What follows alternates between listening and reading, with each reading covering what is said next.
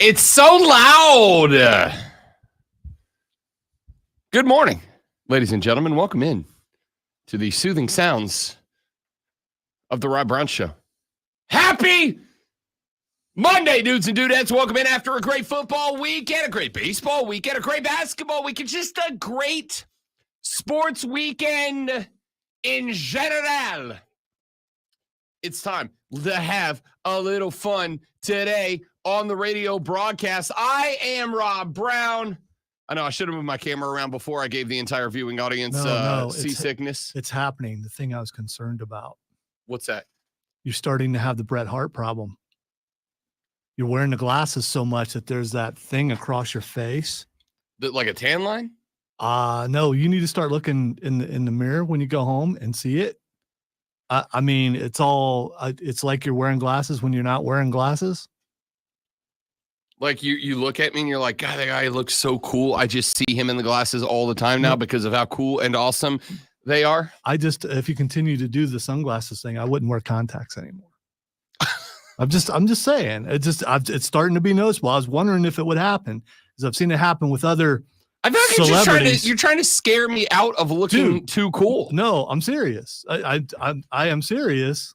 Yeah, go ahead. Let's see you worm. That's a too cool. Let's see you worm. I can't worm. I can do the hop thing though. Yeah, started. You know how Bret Hart, where he wore those for so long, now it's just there's this thing across his face where, yeah. I don't know what you're talking about. It's there. And now I have that. Now later on, if Captain America Chris Evans down the hall scans my computer, he's going to be like, why did you repeatedly Google Bret Hart face? Why did you repeatedly Google Bret Hart funny thing on face? Can you explain that to me? And the answer is going to be, no, Chris. I'm guessing there's probably a skin condition involved with it. It has to do with, not getting the same kind of light. And it's not necessarily a tan thing. It's more about your skin being accustomed to, For the record, and this is true, I don't really wear them that much outside of this building anymore. It's really just for you at this point, Greg. When you told me how much you really like the glasses one day, and I'm like, oh well, I'll make them half of my personality.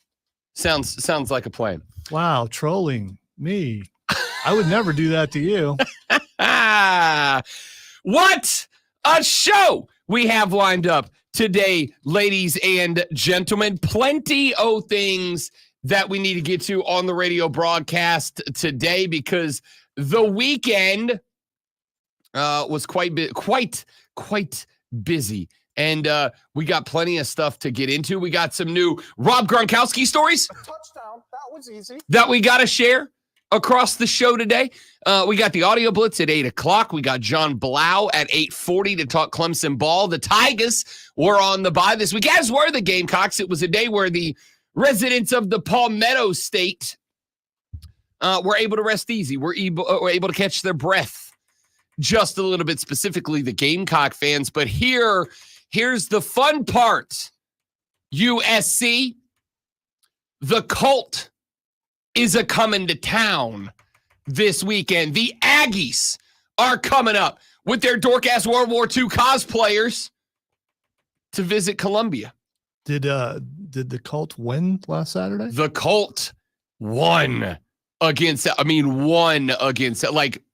racked LSU this weekend, and that should make you a wee bit apprehensive. It's not to say anything bad or negative, just simply that's a pretty good football team, and Connor Wegman's a dog. He's a dog, an absolute dude. And you know how very, very infrequently I say nice things about Texas A&M. As I said on the show on Saturday, A&M is one of like 2 or 3 fan bases that I'm openly hostile to. I mock them because they're ridiculous. Just absolutely ridiculous. And they did indeed beat the brakes off of LSU this weekend. An LSU team that has already come to Columbia, South Carolina, and taken home a W. Now you got to take on the team that beat them. So we talked about South Carolina. We're going to talk more about this later on in the show, but we talked about South Carolina. And, you know, I thought the games from Ole Miss to Oklahoma, probably the best 3-game stretch in terms of improvement of any 3-game stretch during the Shane Beamer regime. This to me is the selling point that what's happening in Columbia is real. This weekend against the Ags is, to me, going to be the evidence that what has happened and what is happening is legitimate, is genuine, is real. Make it competitive. Again, you will notice. You will note why Brandon got to be up in here taking pot shots this early. It is 6:06 in the morning, sir. Dropping a chat in the stream that says, "How about those Saints?" Yeah, I've been telling you all damn year. We suck. You're not offending me, Brandon. You're not insulting me. I watched some of that game too. It's the first game in a hot minute. I turned it off in the fourth quarter. I didn't care. I'm like, nope. Had a great weekend with the lady friend. Had some family stuff we had to knock out. And then we went out into the woods and did a little camping this weekend. Listened to all the sports via the radio, which was a ball, by the way. I went home yesterday, got home right in time for the 1 o'clock kicks. Enjoyed the 1 o'clock kicks. And then at, about 6 o'clock, I was like, yeah, you know what? I'm out. Have a great rest of the run, New Orleans. Have a great rest of the run. I'm at the point now. So I'm coming back to South Carolina. I'm stick with me here. I'm going to come back to the Gamecocks, but there's something else I like to talk about more, and that's me. Going full TO on this. I love me some me. Zoe, am I a bad fan? If this Sunday afternoon in Charlotte, North Carolina, my New Orleans Saints visit to take on the Carolina Panthers, I'm not convinced we can win that football game. To the point that, despite having tickets, despite having parking passes, despite having every convenience of modern life available to me, and because I like my job, all of them free, I still might not go. My own team is playing 2 hours up the road, and I may not go because bleep that. Yeah, but Rob, you get a chance to hang out with Rashad. That is true. I have been telling Rashad for like you a have, year. and I'm sure he's looking forward to it. Yeah, but what happens if I'm hanging out with Rashad Beard and the Cats get win number 2 over my garbage ass football team? Here's the thing. This should be a competitive game because they're both equally bad. So we don't know who's going to win. I mean, don't you want to go see a good game? Yes, I want to go see a good game. Or there ain't going to be a good game played in Charlotte this weekend. Or a game that's such a mess it's entertaining. Because those kind of games do happen. This is going to be watching a football game the way that watching like Weekend Update on SNL is watching a news show. Is it kinda like it's kinda that? It has a concept of a football game. It's like a very loose definition of what that is. Do I want to put 2 hours and 500 or 600 miles on the tires of my vehicle to drag me and the lady friend up to Charlotte on a Sunday afternoon to watch my football team stink against a football team that also stinks? Is that a waste of time? Here's what you should do is swing on by the Ren Fair before you go over there. Then you have a real reason to go to. Bro, I may just rather go to the Ren Fair. If I'm going to go hate watch something, that's not even hate watch. If I'm going to go watch somebody get their ass kicked, it might as well be like a medieval knight in a jousting contest, not my garbage ass football team. We're so bad, even Spence Daddy Rattler can't save us right now. Just absolute booty cheeks out of my team right now. Am I a bad fan? And I haven't made a decision yet, and I'm not going to make a decision. It's Monday. Game's not till Sunday. But am I going to be a bad fan if I wake up Sunday and the lady friend says, "Are we ready to go to Charlotte?" And I go, No, I'm not. I'm not ready. You I haven't don't been want to any games this year, right? I have actually not been to any football games this year. That is correct. And you have the opportunity to do all that. You're going to go. I don't know, dog. Like, I'm not even okay. I'm gonna pull the jokes down. This is serious, Rob Brown. I don't know if I want to go. I'm not saying I am not going.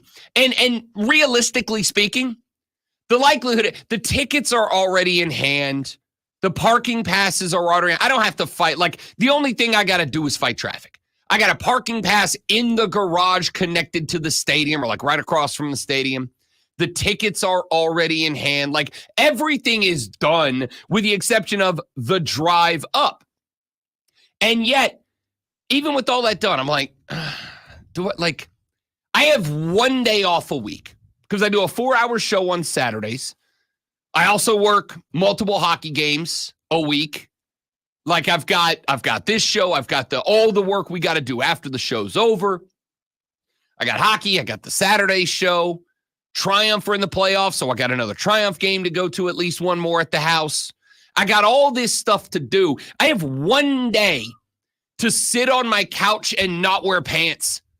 I got one day to sit at home with the wife and just enjoy my life not working. One day, 24 hours, where I don't have to do a damn thing. Do I want to sacrifice that to drive to New Orleans to watch Dennis Allen? You're not driving to New Orleans. You're driving to, excuse me, Charlotte. Yeah. There's because New Orleans, that's a little bit further drive. Oh, I want you to know where I am right now. I'm not sure you know where you are right now. After week 2, remember when the Saints were good for like 2 weeks? Remember that? Remember when Derek Carr and the gang were putting 40 spots up on the field? Remember when we went to Dallas and put 41 on them, 47 on Carolina in week 1? Do you remember? At that point, the lady friend and I were that was leading up to the wedding. The lady friend and I were having a conversation. And this was pre the wedding, and we were trying to figure out what the honeymoon plan was going to be. All right, there's a point to this story. Stick with me. We were trying to figure out what the honeymoon plan was going to be. And I said, what if we go to? We're going to be in St. Augustine. What if we pop on over to Disney World? What if we pop on over to Epcot? It's food and wine fest. And on my list of favorite things, food and wine are like 2 of them. So what if we pop on over to Epcot? And she said, that's a possibility. I don't know, though. I don't know how it's, we'll see how we feel. That's going to be a long week. Are we going to want to go through all the stress and chaos of the wedding and then go jump into friggin' Disney World? And I was like, all right, we'll back burner it. I said, but I really want to go to Star Wars Land, and we're going to be ever so close. Rob wants to, because he's a gigantic nerd, Rob wants to go drop like $300 to build his own customized, personalized lightsaber. And I think that's an understandable decision if we're keeping it a buck. So I said, I want to go to Star Wars Land. I want to build my own lightsaber. I want to go through the Jedi Academy. I want to do all this stuff. And she said, well, you do turn 40 next year. She said, if we don't make it now, what if we go down there next February for your birthday? And I said, I accept. She said, there's only one reason we wouldn't go. And I said, why? And she said, if the Saints make the Super Bowl, because she's converted. I've won her over. All right. She is buying her own Saints memorabilia on Amazon now. Got herself a new hoodie for the weekend. Oh, Immediately took it right back off. You guys have only been married a couple months and you're already wearing matching clothes. We're bleeding over. No. We're bleeding over. We're there. No. We're there. Dude, we're goofy as hell. We've been doing that since the beginning. So she said the only way that we don't go there for your birthday is if the Saints go to the Super Bowl, in which case I will figure out a way for us to afford Super Bowl tickets. And I said, that's why I married you. I accept. Remember that when we were being considered, not by me, but by like the talking heads on the big channels, and they were going, these Saints are legitimate. These Saints are good. These Saints ain't a joke anymore. Dennis Allen's figured it out. Remember that, and remember how we have not won a football game since then? Yeah, I don't remember. That all sounds like fiction to me. Because it was 2 friggin' months ago. This is unbelievable. So you can come up in here with your jokes there, Brandon, all right? Trust me, nobody appreciates you more than me showing up at 6:06 in the morning and being like, watch this. I'm going to set him off. Tank the whole segment, by the way. Good job, Brandon. Tank the whole segment. No, Brandon, he was going to do this eventually anyway. So yes! It's good to get it out of the way. Shows up 6:06 in the morning, goes, watch this. I'm going to ruin his day before it starts. Nailed it. So am I a bad fan? Because I hate I am actively not like I'm bummed out about the season. Not like, oh, well, this isn't going the way I'd hoped it would. No. I actively dislike my football team. I feel like an Eagles fan right now. They showed the game's on the TV. It's like fourth quarter. The LA Chargers, the rebuild, are just dog walking our asses up and down the field. And they, at one point, they turn the camera and they're like, here's Dennis Allen trying to make, and I'm like, don't bleep Dennis Allen. And everyone on his coaching staff except Clint Kubiak. And I'll tell you none of you care about this. I don't care. You're my therapist right now. All right. You're just going to have to deal with it for a few more seconds and then we'll go to break. I have bought all in.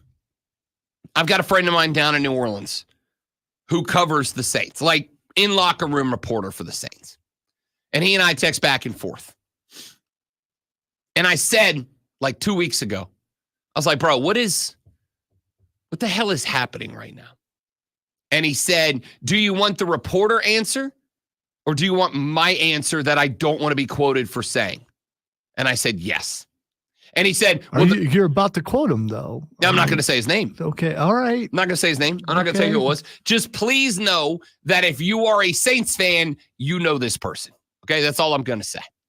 So he said the reporter answer is the Saints have been remarkably unlucky when it comes to injuries at key positions to two players, and it has thrown the long-term chemistry off because, you know, you're missing 2 or 3 pieces here, and you might get one back the next week, but then you lose this guy, and you got this guy, and you got this guy, and you got this guy, and, you know, yada, yada, yada. It's been remarkably unlucky, and they have not been able to adapt. And I said, okay, what's your answer? What's the answer you don't want me to tell people I got it from you? And he said, after 2 weeks when the Saints were putting up 40 spots back-to-back and everybody said, oh, this team's real, Dennis Allen got his feelings hurt that everybody was giving credit to Clint Kubiak, so he stepped up and he took over everything. He basically said, hey, Coobs, this is what we do now. We don't do it your way. We do it this way. Sounds and like that's an not excuse. It really does. You think it's an excuse when the head coach goes to an offensive coordinator and goes, I am in charge now? I wasn't there. So, and neither were you. It sounds like an excuse for a team. He was. It sounds like an excuse for a team that's not, that's doing poorly. Yes, it really does. Lonzo, when a team's doing poorly, there's a reason. And the reason is what we talk about. And the reason here is that I got an egomaniac of a head coach with a less than 33% career winning percentage who's out there telling the one guy in the building who's actually good at his job, I'm taking your responsibilities away. And would you look at that? All of a sudden, we can't score 7 points. Are you changing the Rat Daddy off of your... Have you removed that yet? I changed it, but only because I had to get you already changed it. Okay. Wait. I have a very good reason for it.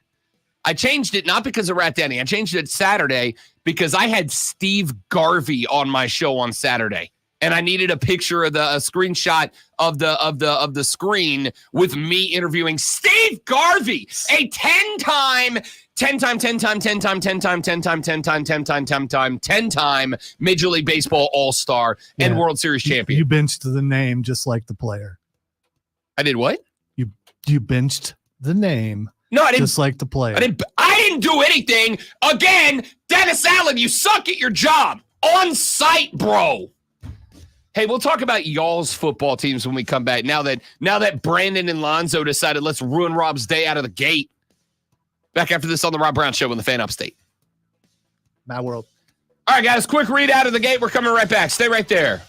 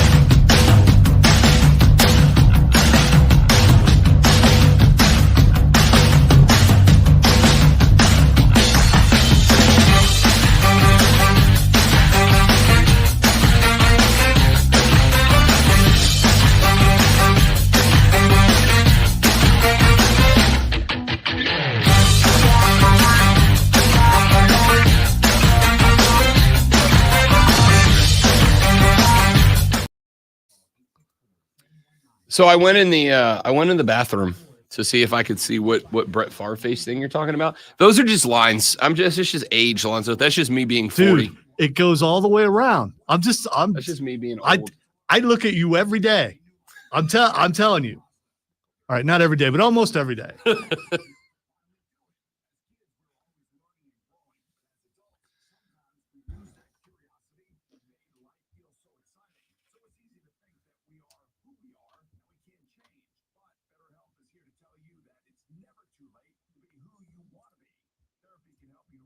I am sorry that I missed NXT last night. I'm going home and watching it because everything I've seen, it looks awesome.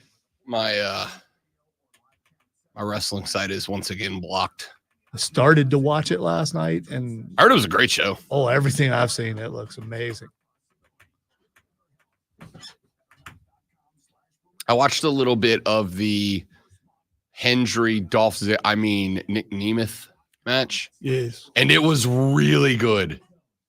Except for my understanding is that Joe Hendry didn't win. He did not win, which I do not understand because people are pretty angry about the fact that he hasn't won. I've always been a Dolph Ziggler guy, so like I'm not upset that he's getting his time to shine. But yeah, I don't know how you don't put the belt on the most over wrestler in wrestling right now. Feels like a giant. Like I understand you can go, oh, we can save him, right? But like organic pops like what he's put together aren't regular, aren't free, aren't frequent.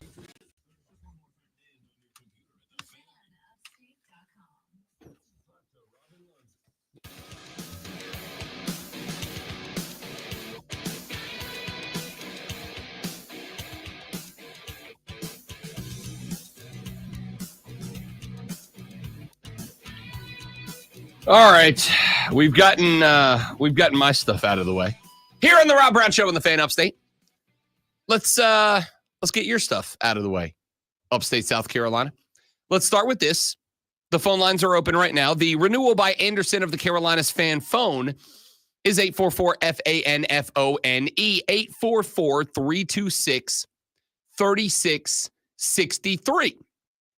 The text line is open at 71307.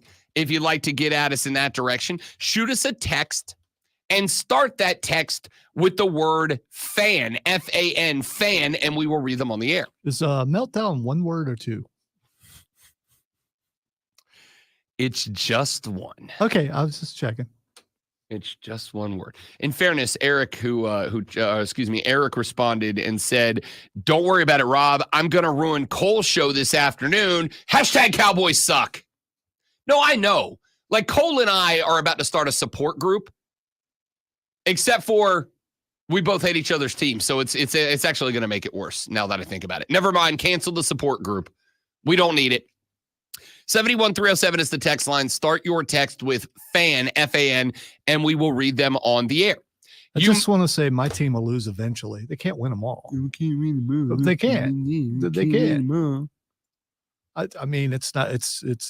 I guess it is possible, but it's very unlikely. I can't win them all. My team is team 7-0, and I don't know what it feels like to be you. I don't get what you're doing now. That's just weird. I'm saying your smart castery is unnecessary. It's unnecessary right now. Some of us are beaten, downtrodden, laying in the depths, in the ditches of NFL fandom. And here's Chiefs fans Lonzo like, "Hey, Rob, don't worry. I'm sure one of these days I'll feel what it's like to lose a game. Not 6 of them, but 1, maybe 2. We'll see." You were playing the Raiders. What a joke. What a joke. Mm-hmm. All right, we're going to talk the rest of the NFL.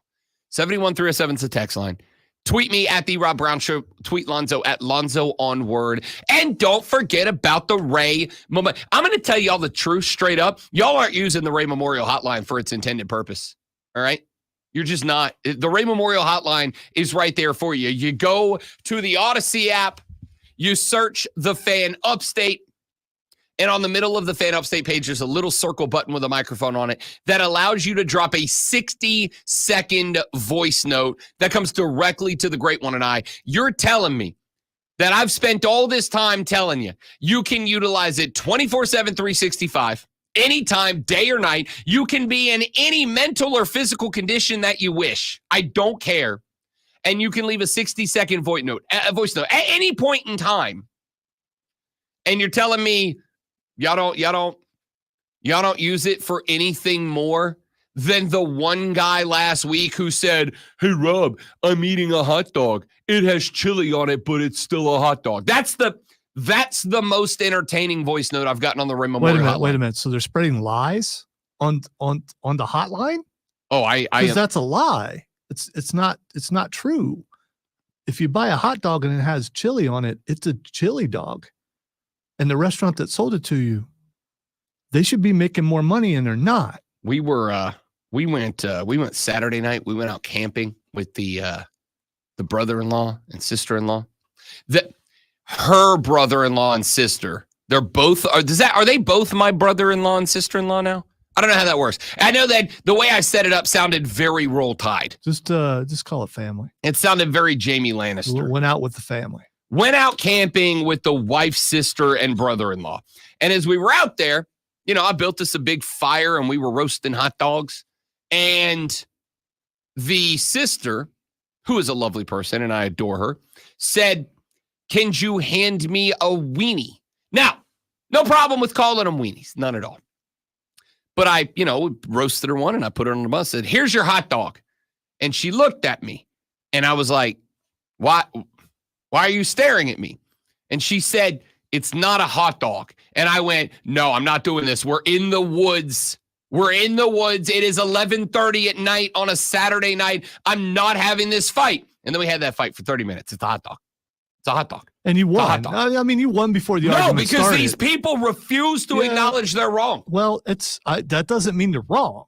I mean, you can shout it to the heavens. It doesn't mean you're right. No, I agree with you. I'm just saying they're not going to give up the fight. And you know me, I am one obstinate son of a... So I'm not giving it up either. I'm hard-headed too. All right? All right. So let's talk about your stuff. Did we see anything out of Bryce Young that we liked? I mean, granted, the Denver Broncos, it turns out, and I do want to... He throws real well to the other team. Okay, there it is. I knew it was coming. 2 picks, 2 tutties on the day. We can't come in here and say, hey, BY hit a couple of very nice passes for touchdowns, including a slant Xavier Legette to Xavier Legette, who then broke out a 55-yard dollar bill ride the horse tutty celebration, which was absolutely spectacular. That man is a national treasure and should be protected at all cost, no doubt. But really nice pass on the slant. Had a couple of big throws down the sideline. Dropped one into the breadbasket of Jalen Coker. That was a dime down the sideline that only Coker could go get. There was the pass that was overthrown for an INT. Wasn't overthrown. Yeah, wide receiver had to go up and elevate it. But the wide receiver had to go through hands and ended up a pick. That should not have been a pick. Should have been a 2 tutty, 1 interception day. Honestly, should have been probably 3 tutties. There were a couple of other moments that I'm like, maybe that one pops, maybe it doesn't. I was encouraged. What if Rashad Beard and me we've been saying it all year long. I'm not looking for you to go win football games right now. I know that to the casual fan, you go, well, that's real dumb, Rob. No, it's not. No, it's not. Because the reality is you don't overnight go from bad team to good team. It is a process that takes a hot minute to get there. Are you surrounded by people who talk like this? Because that's your voice for everybody who's not you. Well, I can't give someone a cool voice that I'm then going to disagree with. Well, somebody walked in here and give them sounded like a like high squeaky voice or something. I mean, let's vary it. I mean, Well, Rob, your take is terrible. No, that doesn't work. That is a cool voice. It was like when the Rock imitated Triple H. I am the game, and my take is good. You just sound like Macho Man trying to do that. Oh yeah, I was encouraged. Not like, oh hey, they did it. Hey, Bryce is good now. No, I was encouraged. I said, all right. There's a couple of dots. That looks like a guy who maybe has a little bit more confidence in the rocket launcher. All right. I decided I was not going to put myself through that, so I just watched Red Zone. So I only saw when they were in the red zone. So I missed some things. But you saw the inside slant pass to Legette that hit him right in the face. I did. Yeah. Obviously, I saw some things. Yes. What you may have missed was like I said, a dart down the sideline to Jalen Coker that was like, oh, hell, he can do it. I was encouraged because, again, you don't go from bad to good overnight. As last season has shown us, he can throw the ball well about 5 times in a season. There was like number 2 this year. Good for him. It's unfortunate, but it's pretty accurate. You're sheer, unlike him. Your sheer pessimism and negativity is really bringing down the mood. All right, really bringing down the mood here, Lonzo. You're being a real buzzkill right now. Real buzzkill. There's some good there. There's some optimism. There's some hope. There's some, How is there optimism there and there isn't in New Orleans? We suck. Yeah, so do the Panthers.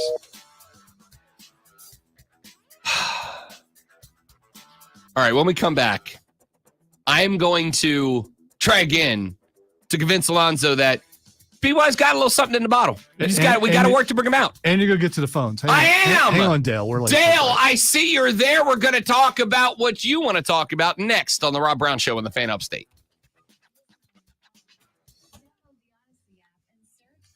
Yes, JB, I agree with you wholeheartedly. That's exactly what we should do, but we're not going to. Look, winners. For the exact same reason that Dennis Allen is the head coach now, when we all knew we should have canned his ass last year.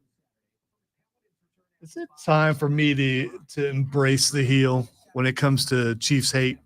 I think it may be time for me to just go full on. Yes. How many times have I said? Yeah, but I'm not. No one likes you. You might as well. No one likes you but you. Yeah. Not you, your team. But no, I get what you're saying. There's probably some of that too. But yeah, when the watch them barely beat the Raiders. Watch them barely beat the best teams and the worst teams. When the Bounty Gate stuff started and everybody, it was like the cool thing to do, become the Saints, to hate the Saints. Yeah, I just leaned into it. I was like, you know what? We're not getting away from this. So bleep it. I'll be the bad guy. Yeah, I don't want it to backfire on me. Me embrace the heel and then suddenly start Here's losing. the problem. And Here's the problem. If you lose, they're gonna dunk on you anyway. So you might as well have some fun between here and there, right? That is very true. That is a good point. The people are going to be buttholes to you when you lose, whether you're a heel or not. They're just going to, because nobody likes your team except you. All right, when the Chiefs lose, because they're not going to win every game, it's going to be to somebody they shouldn't lose to. That's just how that works. Lose on the road at Carolina for no reason. It could happen. I'm going to say no, it can't.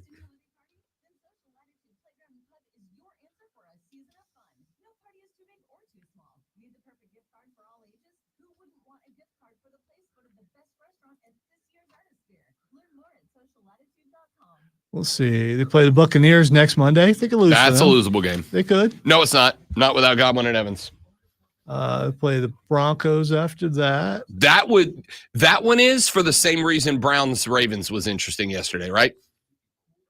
Oh no, I had Browns all the way in that. Shut up. I did. Shut up. I'm always going to root against Baltimore. Okay, you didn't have them. You were just rooting against them. No. But Jameis coming in, an actual quarterback throwing the ball, whatever you think about him, he's better than Deshaun. I think I might be better than Deshaun. No. Then they play the Bills. That's definitely losable. That's losable. Yeah. Then the Panthers. The Raiders again, Chargers, Browns, Texans. There's another losable game. The newness of Winston will have worn off at that point. Steelers, that's another losable game. Although they're used to beating Russell Wilson, so that's probably not. Yeah.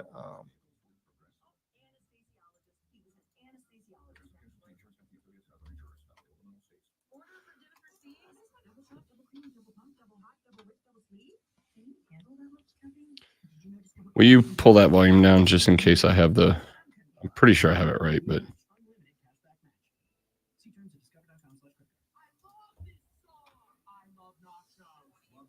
I love nachos. I do love nachos.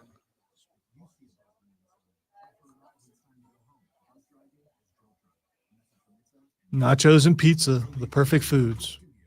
You can put It's hard to on them. disagree with that, to be honest.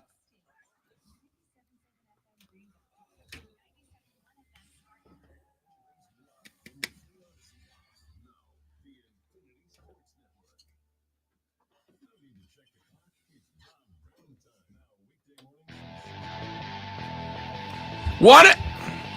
Damn, really? First hour on a Monday? Yeah. Woof. One of my favorite things about doing radio is when you guys call the show. Do it more often. 844-FANFONE. That's 844-326-3663. I'm a people person. I like talking to the people. So call the show, 844-FANFONE. One of my favorite things about when people call is that Lonzo puts on our little call screening software, who's calling, and like just a bullet point about what they want to talk about. And my favorite thing is always to say, I wonder what their angle of attack is going to be here. I wonder what the take is going to be.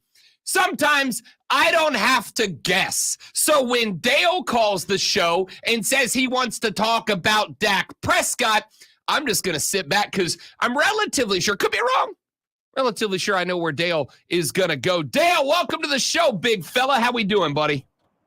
Good morning, man of the people. Man of the people. He said men, but I mean, of course, you would only think of you. All right. Continue, Dale. All right. What is the chances that Dak Prescott takes away the 30 INT interception record from Jameis Winston this year? I got to tell I you, believe he's on pace for that. I want you to know, Dale. I don't know. Patrick Mahomes is throwing an interception in every single game. I think. Patrick Mahomes leading the league. Dale, here's what I'm going to say. First off, I wish I was as good at anything as Dak Prescott turns into in a fourth quarter game where his team's getting their asses kicked and suddenly he decides he wants to be a stat patter. It's pretty impressive. I don't know the answer.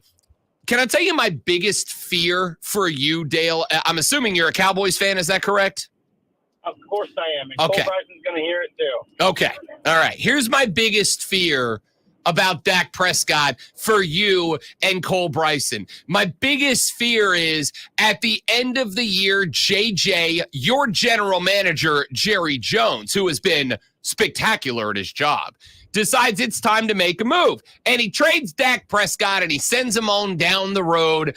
And Dak's going to go somewhere else and be a Pro Bowler, because if the Cowboys think the only issue they got is Dak Prescott right now, Dale, you're going to learn something the hard way if JJ doesn't make some changes, which, as I've said many times, Jerry Jones has entered Al Davis territory. That territory where you can't be good until he dies, because he ain't going away any other way.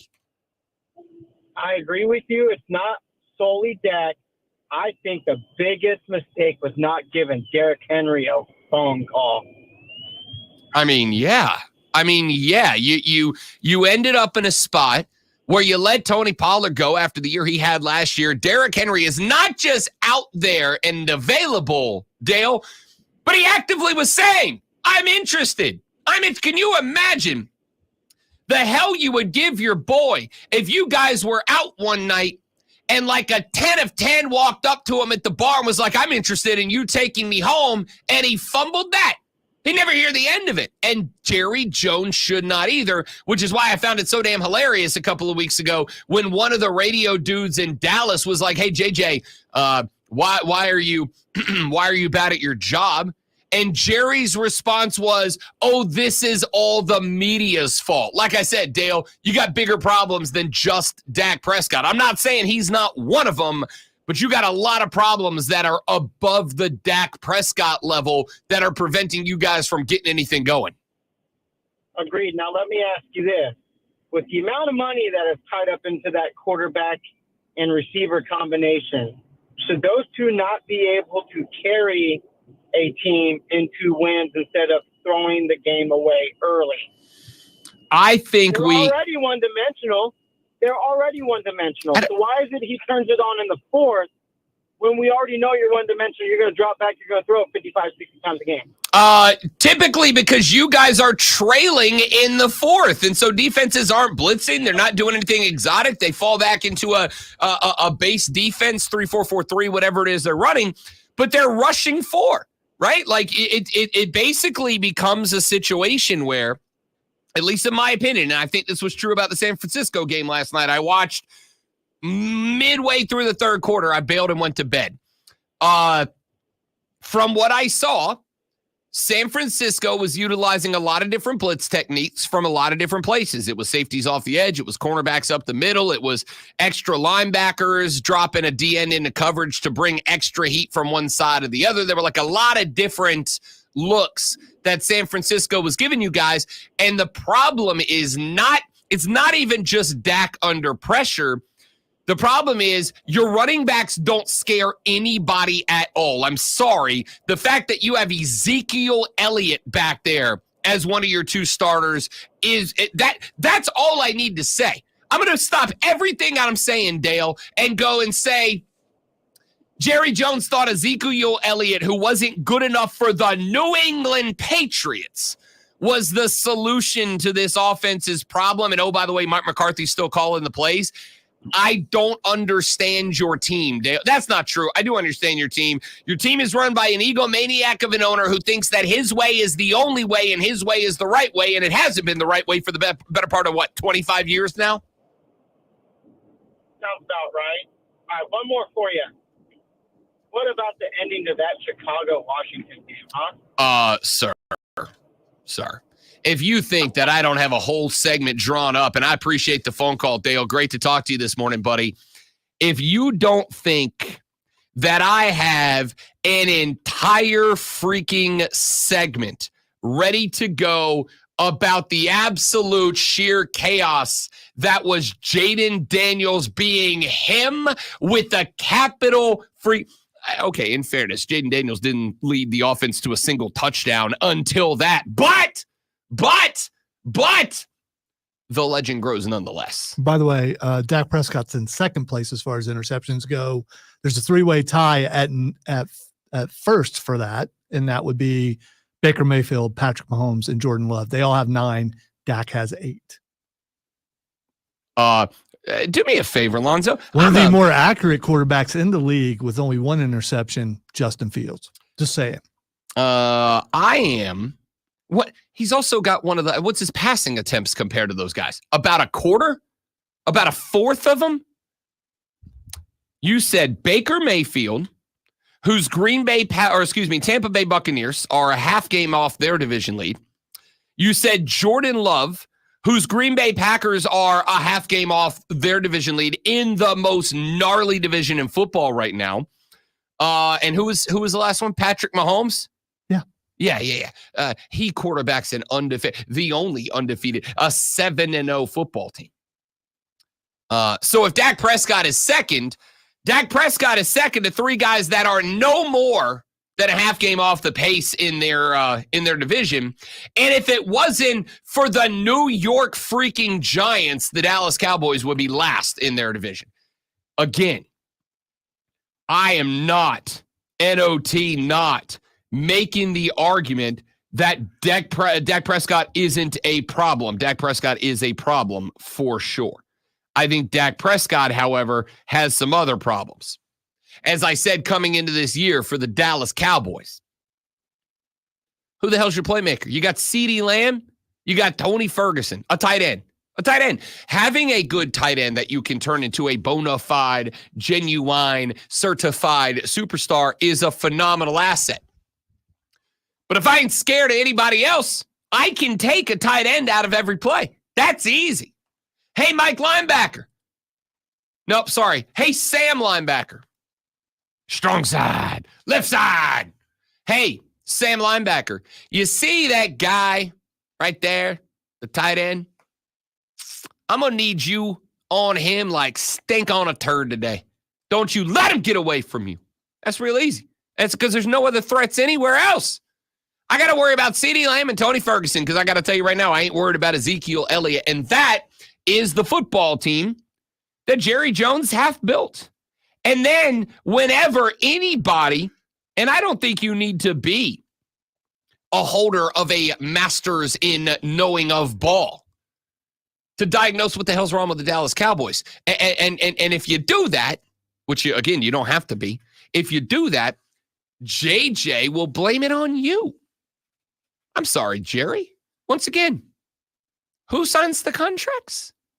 Who does the negotiating? Who does the roster building? You have for many, many years taken great pride in the fact that you're the biggest, smartest football boy in any room, haven't you? Don't you regularly tell people that nobody can do what you can do, Jerry? Nobody understands that team and that market and that brand like you do. Right, Jerry? Ladies and gentlemen, the mark of the worst kind of leader is the person who, when bleep hits the fan, immediately starts to blame every single one around them. Like a couple of weeks ago when JJ was on the radio and he told 2 hosts who had the audacity to say, hey, Jerry, why is your team bad? And he said, oh, blah, blah, blah, blah. This this is the media's fault. It's you guys spinning these false narratives, and it's shut up, dude. When you make yourself the general manager, you have to answer questions about general managing. Jera, when you make yourself the GM and you're the one that's in charge of all the things, you're the one that has to answer the questions when the things are not good. And right now, the things are not good, Jera. The things are not good. You lost by a score last night. I don't know how much, if any, of that game you watched before laying your sweet head down to sleep, Lonzo. A 30-24 scoreline has absolutely no indicativeness of the ass whooping San Francisco put on Dallas last night. I fell asleep watching it. I did have it on, but that was the correct decision. Yeah. Correct decision. San Francisco. Do you do that and then try to figure out how the TV got turned off? Because I got a sleep timer on my TV. Yeah, I don't want to do that, because if I do that, then I'll stay awake past the timer. No, Because my brain would be like, time's coming up. You need to be asleep. Why are you not asleep? You should be asleep because timer's getting ready to run out. And then what's going to happen? So I can't do that. You ever seen a therapist about potential anxiety issues? It's not anxiety. It's overthinking, and my brain won't stop working. So it's better to go to sleep relaxing. Or ADHD. That's a strong possibility. Or as someone who is clinically diagnosed. Or the fact that much of my life is spent with time and timing things out and knowing what time it is. And so because I know what time it is, I know when the popcorn's done. I know if I set something for 5 minutes, I can walk in there with 2 seconds left. I know all that. So if I set a timer, my brain automatically knows when it's almost time for that time to be up. That's obsessive compulsive. No, time is my job. It is my job. Right, but you understand the reason you might be good at it is because maybe you're ADHD. I wasn't good with time until I started. Until you got this job? So I started working on radio, and it became my job. Yes. Okay. It's just curiosity. You, on the other hand, not good with time. So, I mean. Real bad with time. So you don't understand That's me. why I'm on this side. Good with loud noises, bad with watches. It just is what it is. Jerry, your team's bad. And it's kind of your fault. Yeah, but they're not that. I mean, they're not Panthers Saints bad. They're just. Hey, at the end of the year, I don't think Jera is going to hang a banner in Jerry World that says 2024 Dallas Cowboys, not as bad as the Saints. It's okay. It's all right. Dion will be moving up next year, and he'll be the Dallas Cowboys coach, and we'll see what happens. I want to push back and say that's a terrible idea, but Colorado's in the top 25 now. Yeah, and well, one of his sons will be graduating, not both of them. So maybe he sticks around till the other one graduates. I doubt it, though. Shador's out next year. Yeah, so Shador's out next year, and gets drafted in the late round by the Dallas Cowboys, and suddenly you've got a new. I'm glad you brought that up. I really am, because I have a question generated by the legendary Todd McShay. And we're going to talk about that coming up in about, we'll call it 20 minutes. But when we come back, the water cooler cheat sheet, the top 3 sports stories that you need to know before you get to the office this AM and start talking sports with your coworkers. Stories you need to know in the world of sports. We got something else for that. Lonzo is about to flash you. Hey, check this out. Bryce Young's non-triumphant return as a starter for the Carolina Panthers resulted in a 28-14 loss on the road to the Denver Broncos. Young finished the day 24 of 37 with 2 interceptions and 2 touchdowns to Xavier Leggett, and rookie Jalen Coker. Carolina Panthers play the Saints at home this Sunday. Going to be a barn burner. San Francisco 49ers dominated the Dallas Cowboys last night, though a couple of late touchdowns kept it close with a 30-24 final score. San Francisco racked up 223 total rushing yards and held Dallas to 56 and picked off Dak Prescott twice. Make sure you tune in this Friday at 7 p.m. as the Burns Rebels head to Boiling Springs to take on the Bulldogs. It's Burns versus Boiling Springs right here on your home for Burns Rebels football. It's us. It's the Fan Upstate.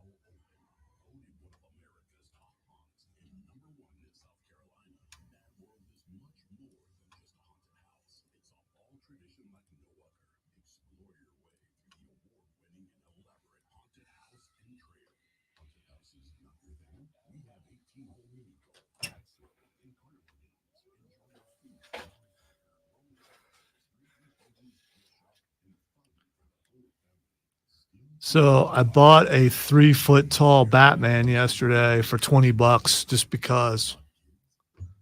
Because you're an adult with So, his own dude, I money. mean, it was $20, and I, you know,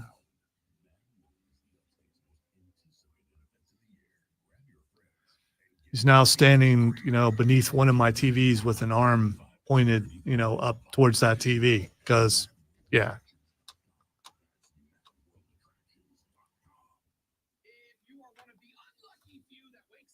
Also, Cameron forgot something Saturday, so Raven dropped it off, and Silver got to see the picture out there. She's just like, Pops on the building. What does she call you? Pawpaw. Because I didn't want that.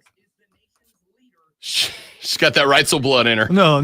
That's my daughter's fault.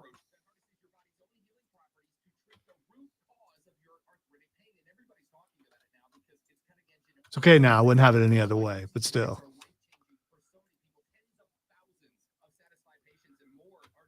She watched me. She saw which one made me flinch, and that's the one. That's the one she chose. That Reitzel blood in her. Yeah. I mean, you know.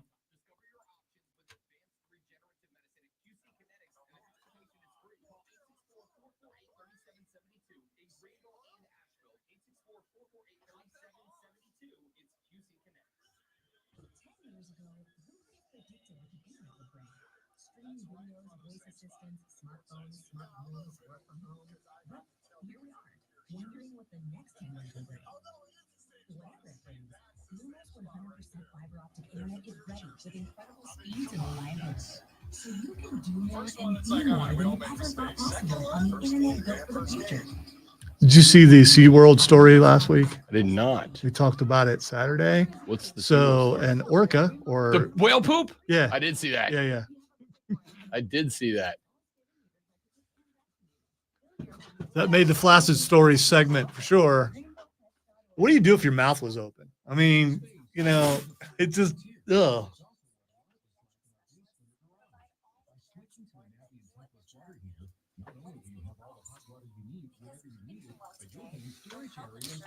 They actually had a SeaWorld in Ohio for a while. It only lasted like a couple years. Then they turned it into a water park, but still.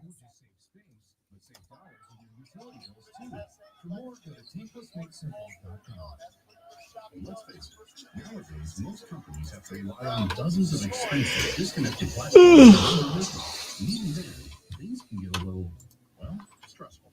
But with Odoo's all-in-one management software, packed with a suite of fully integrated business applications, every process is streamlined. Tasks are automated, and success is just a few clicks away. See how Odoo can take your business to the next level at odoo.com. That's ODOO.com. Oh.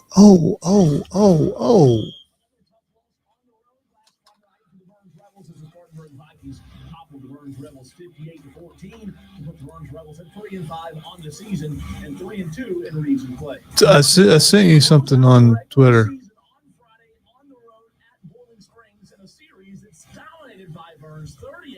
Yeah. Okay, only 4, but none of them in the.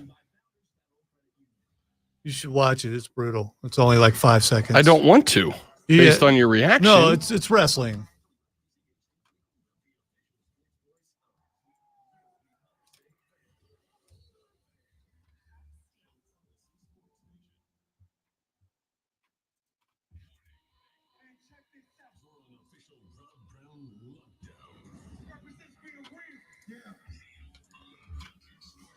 Oh yeah, no, I saw that. The Welcome belief is back, she lost Cora. the tooth.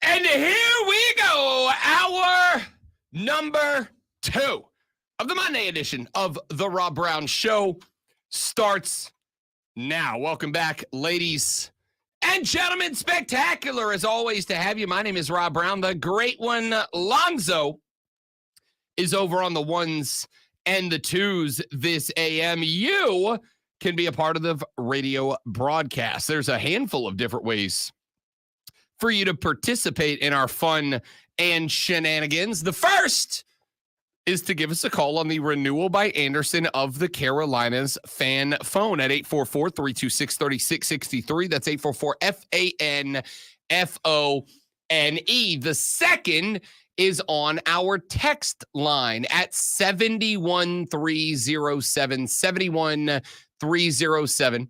Start your text with FAN, F-A-N, FAN, F-A-M. We'll read them on the air. The third way that you can interact with our lovely radio program is to hit us up on X at The Rob Brown Show, at Lonzo on Word, at The Fan Upstate goes to everybody. The fourth way to get in touch with the radio broadcast is on the Ray Memorial Hotline. Go to the Audacy app, A-U-D-A-C-Y. Grab it, put it on all of your digital devices, and when you go to the Audacy app, you search the Fan Upstate page, you click the little heart icon, and once you do, you'll see on the Fan Upstate page a little circular button with a microphone on the inside. You punch that button, and you can leave up to a 60-second voice note that comes directly to the great one and I. Go to the Audacy app, go to the Fan Upstate page, click the circle mic button, and leave us a voice note on the Ray Memorial Hotline.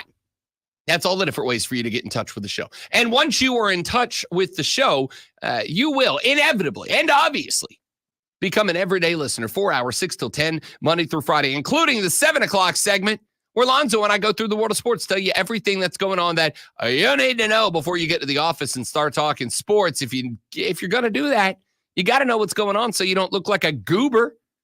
And that's why we do this. Are you ready for the playbook of the peculiar, the almanac of the absurd, and the encyclopedia of the extraordinary? Well, you better be, because we're diving headfirst into the 3 top stories that will have your coworkers saying, "That doesn't work for me, brother." before they take their first bathroom break. No. Here we go. Welcome to the water cooler cheat sheet on the Fan Upstate. It's the water cooler cheat sheet, the top 3 sports stories that you need to know before you get to the office and start talking sports with whoever you're going to talk sports with this AM. So let us dive right in with item number 1. Ordinarily, item number 1 on Mondays is a Palmetto State football review where we take a look at all the games that took place from all the schools and all the pro franchises around the area. Today, alas, just the Carolina Panthers to get to 28-14. They fall on the road. They go mile high and get let down low as Denver doubles them up. 28-14, your final. Bryce Young making his return as QB1, 24 of 37, 224 yards, 2 tutties, a pair of picks, one of them in NHF INT.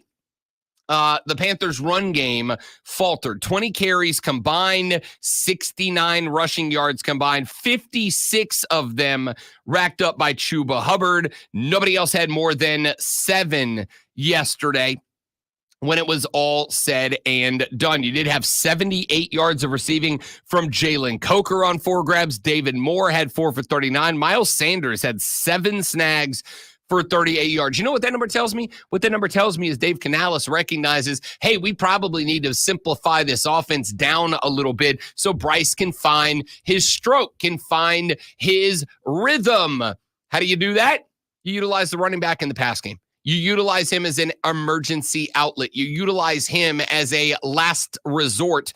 They did that with Miles Sanders. 7 grabs for 38 yards. Xavier Legette had 4 for 34. Chuba had a pair for 15 when it was all said and done. Bo Nix, 28 of 37, 284, 3 tutties, no picks. He also ran in a touchdown as well. The only player responsible for a tutty. Cortland Sutton crossed the century mark in receiving. Adam Trotman, a tight end, had 4 snags for 85 yards and 1 touchdown for the Denver Broncos. This was with, by the way, this was with a pair of Denver fumbles lost. However, the fun thing was at the end of the game, in the fourth quarter, when Sean Payton was like running fake field goals and stuff, Sam Franklin was very upset. Let me get here it is. Click the wrong button. Here's Sam Franklin. Yeah, we're all competitors at the end of the day. We just felt like there's something that could have been avoided. Like, you shouldn't have to try to run the score up, even though you're already winning. Like, there's 5 minutes left. You guys doing trick plays, still trying to score. So basically just trying to embarrass us. So, I just have faith in this team. So Sam Franklin's upset because Sean Payton in the game were running trick plays and fake field goals and trying to run the score up. And my response to Sam Franklin would be, I get it, bro. You're up in your feelings right now, and it is more than understandable why you are. But here's the unfortunate part for the Carolina Panthers. NFL teams don't really get live scrimmages once the season starts. And by don't really, I mean they don't at all. Which means if you got something in the back of the playbook that you want to run against the real defense to see if you can pull it off or not, if you got something that, hey, we can run this in practice, but let's keep it a buck. It working in practice ain't the same as it working in a game. If you want live rep of a thing, you get very few chances to try it on an NFL field. Well, when you're up a couple of scores late in the game and the game is out of reach, the game is over, that's a wonderful time to break some stuff out of the back of the playbook to see if it'll work or not. They weren't doing that to try to embarrass you, Sam Franklin. I promise you, they don't care about you. There's that. I forget what movie it was. Zoe, you may know off the top of your head, but there's a very famous movie scene where guy says, I've been thinking about that thing that you did to me for years. And the guy looks at the other guy and he goes, I've not thought about you at all. Devastating, Burn. That's kind of what you are now, unfortunately, Panthers. I'm very sorry to say, Sam Franklin. The Broncos didn't run a fake field goal to try to embarrass you. They ran a fake field goal to practice a fake field goal because they, unlike you, may be in a game down the line that matters. And they may need that in the back pocket. Well, the only way to find out if you can do it or not is to do it. They weren't doing it. If you don't want them to do it to you, stop them from doing it. This is professional athletics. If this is college, maybe I feel different. If it's high school, I definitely feel different. If this is a different level of football, I probably have a different attack to this take. But my man, you're in the National Football League. You're getting paid millions of dollars to be out there. I'm not super worried about you being embarrassed. If you don't want them to run fake field goals, maybe don't be in a spot where you're down 2 scores with just minutes left to play and they have the opportunity to practice because whatever you do is inconsequential. We'll talk more about that coming up later on in the radio broadcast as we continue to break down the Panthers' loss to the Broncos. But for now, let us get to item number 2. 2 games in the bag in the World Series. 2 games in the bag for the LA Dodgers. The World Series started back on Friday, and it was a 6-3 win for LA, courtesy of a walk-off grand slam. Ladies and gentlemen, there's never been a hit in baseball in 2024 that was more deserving of being called a gigantic dong from Freddie Freeman, who sent a ball into low Earth orbit. In the end of that game, the Dodgers take game 1 6-3 in 10 innings. Then they ran it back on Saturday night, and despite a masterclass from the Yankees, Yoshinobu Yamamoto was just stellar in this game. Outlasted the Yankees in that spot. Carlos Rodon went out to the bump. Did not have a bad game at all, but when it came time to clench up and clutch up, the Dodgers got it done late. The Yankees didn't 4-2, and that brings us to tonight, where we have World Series game number 3. Walker Buehler. Yes, ladies and gentlemen, that one. Walker Buehler on the bump tonight for the Dodgers. He'll take on Clark Schmidt at 8:08 p.m. first pitch. The Dodgers taking the cross-country flight out to the Big Apple, New York City, to take on the Yankees on the road. The format for the World Series, 2-3-2, meaning that we will play 3 games in the Bronx before they fly cross-country back to L.A. for games 6 and 7, if necessary. Listen, the Yankees had their opportunity to nullify home field advantage, to steal home field advantage away from the Dodgers, and they failed to do so. So now all the pressure on the Bronx Bombers. I think they have to take all 3 at home. I do not think they can lose a game at home, because losing a game at home means you are inevitably going back. I mean, you're already going back to LA, even if you win all 3. But you've got to give yourself 2 chances to win 1 at LA. You cannot go back to LA needing to go 2 for 2, especially knowing that when you get to game 6, you're going to have to see Yamamoto again, who already diced you up once. I'm very interested to see how that plays out. World Series game number 3 set to go this evening at 8:08 p.m. Now let's get to item number 3.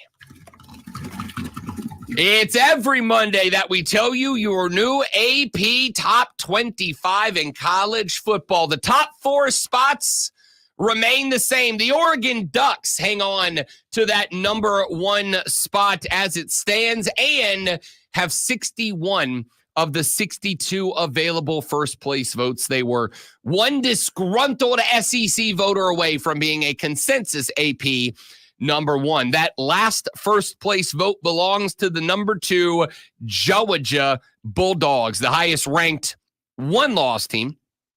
They are 1 spot ahead of the Penn State Nittany Lions at number 3 at 7-0. Are the Penn State Nittany Lions 1 spot ahead of the second highest ranked 1-loss team, Lonzo Ohio State University. The Buckeyes are 6-1. Whew. Lonzo was sweating a little on Saturday. I wasn't, but you were right. What do you mean you wasn't? Because how was you wasn't? They had the ball down a field goal in the last couple of minutes and had scored a couple of times. Yeah, I wasn't that worried. I will say that I nailed this game, by the way. You did. And that's all I was thinking is, man, Rob was right about this. Chip Kelly as a play caller got some problems. Uh-oh. I got some problems. It's called, I don't know if you knew this, and maybe someone needs to tell them that they have 2 of the best running backs in college football. I mean, maybe you forgot. Maybe you forgot. I don't know. We are going to talk some Ohio State University Buckeyes later in the show because, yes, I did nail the pick, and that's not why we're going to talk. I mean, it's going to be mentioned. It's not why we're going to talk about it. Come on, that's definitely influencing why we're talking about it. No, I think we're going to talk about him because as I was perusing the social media last night, so I found, interestingly enough, a little subsection of Ohio State Twitter where the Ryan Day questioning has grown ever louder. And not just the Ryan Day can't beat Michigan takes that I had a problem with all off season. No, just I don't think he's the guy in general takes from the Buckeye fans this weekend.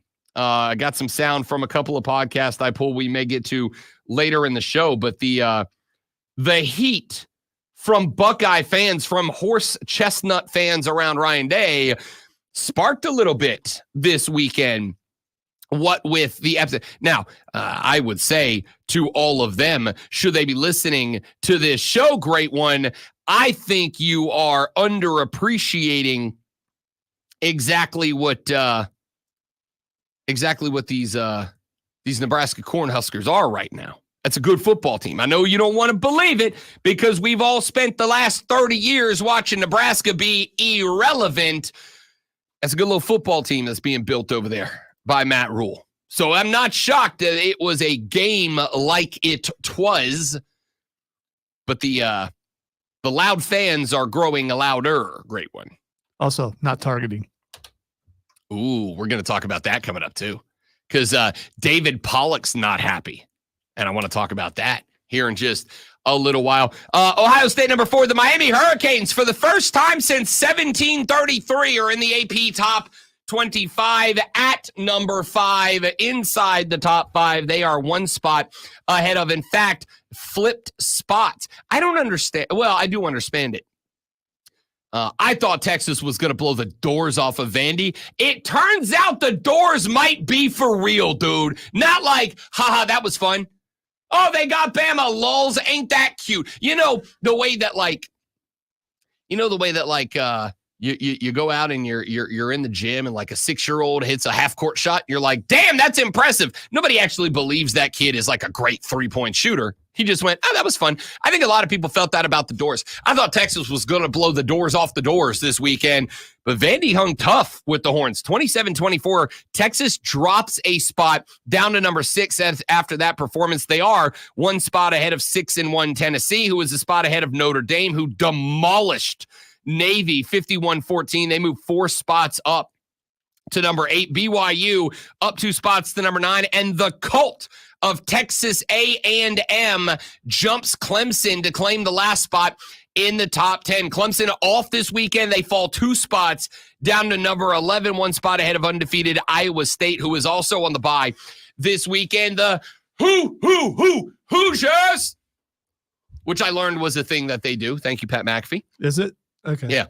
All right. They're number 13, undefeated. They knocked off Washington 31-17. They do not move in the poll, however. Alabama comes up a spot to 14 after, that's more like it, 34-0 winners over the team that Rob Brown told you preseason was the most overrated team in the top 25, the Missouri Tigers. 34-0.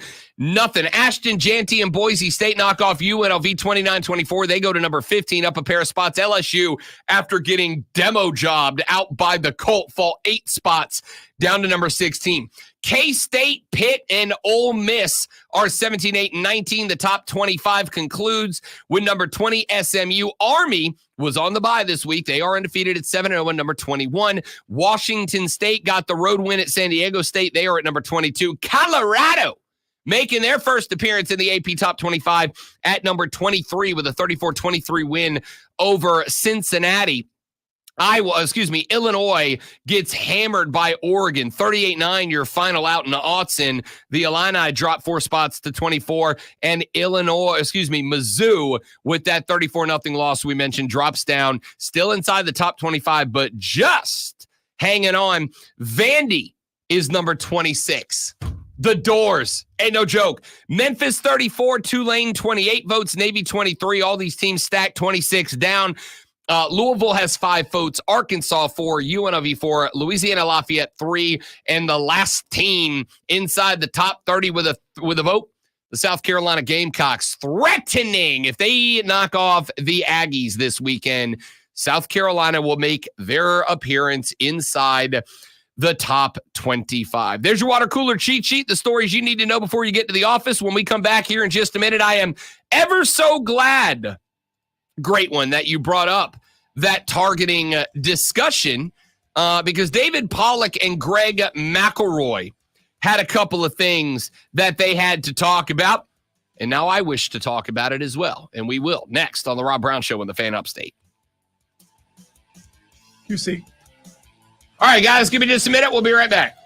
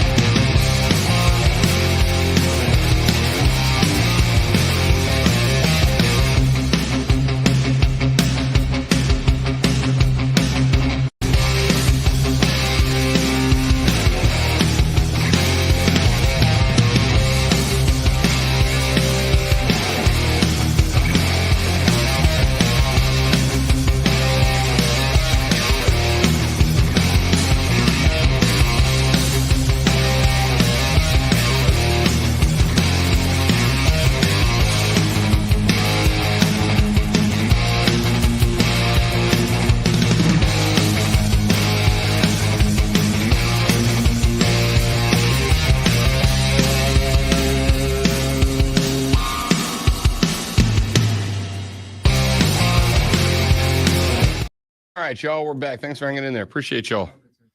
As always.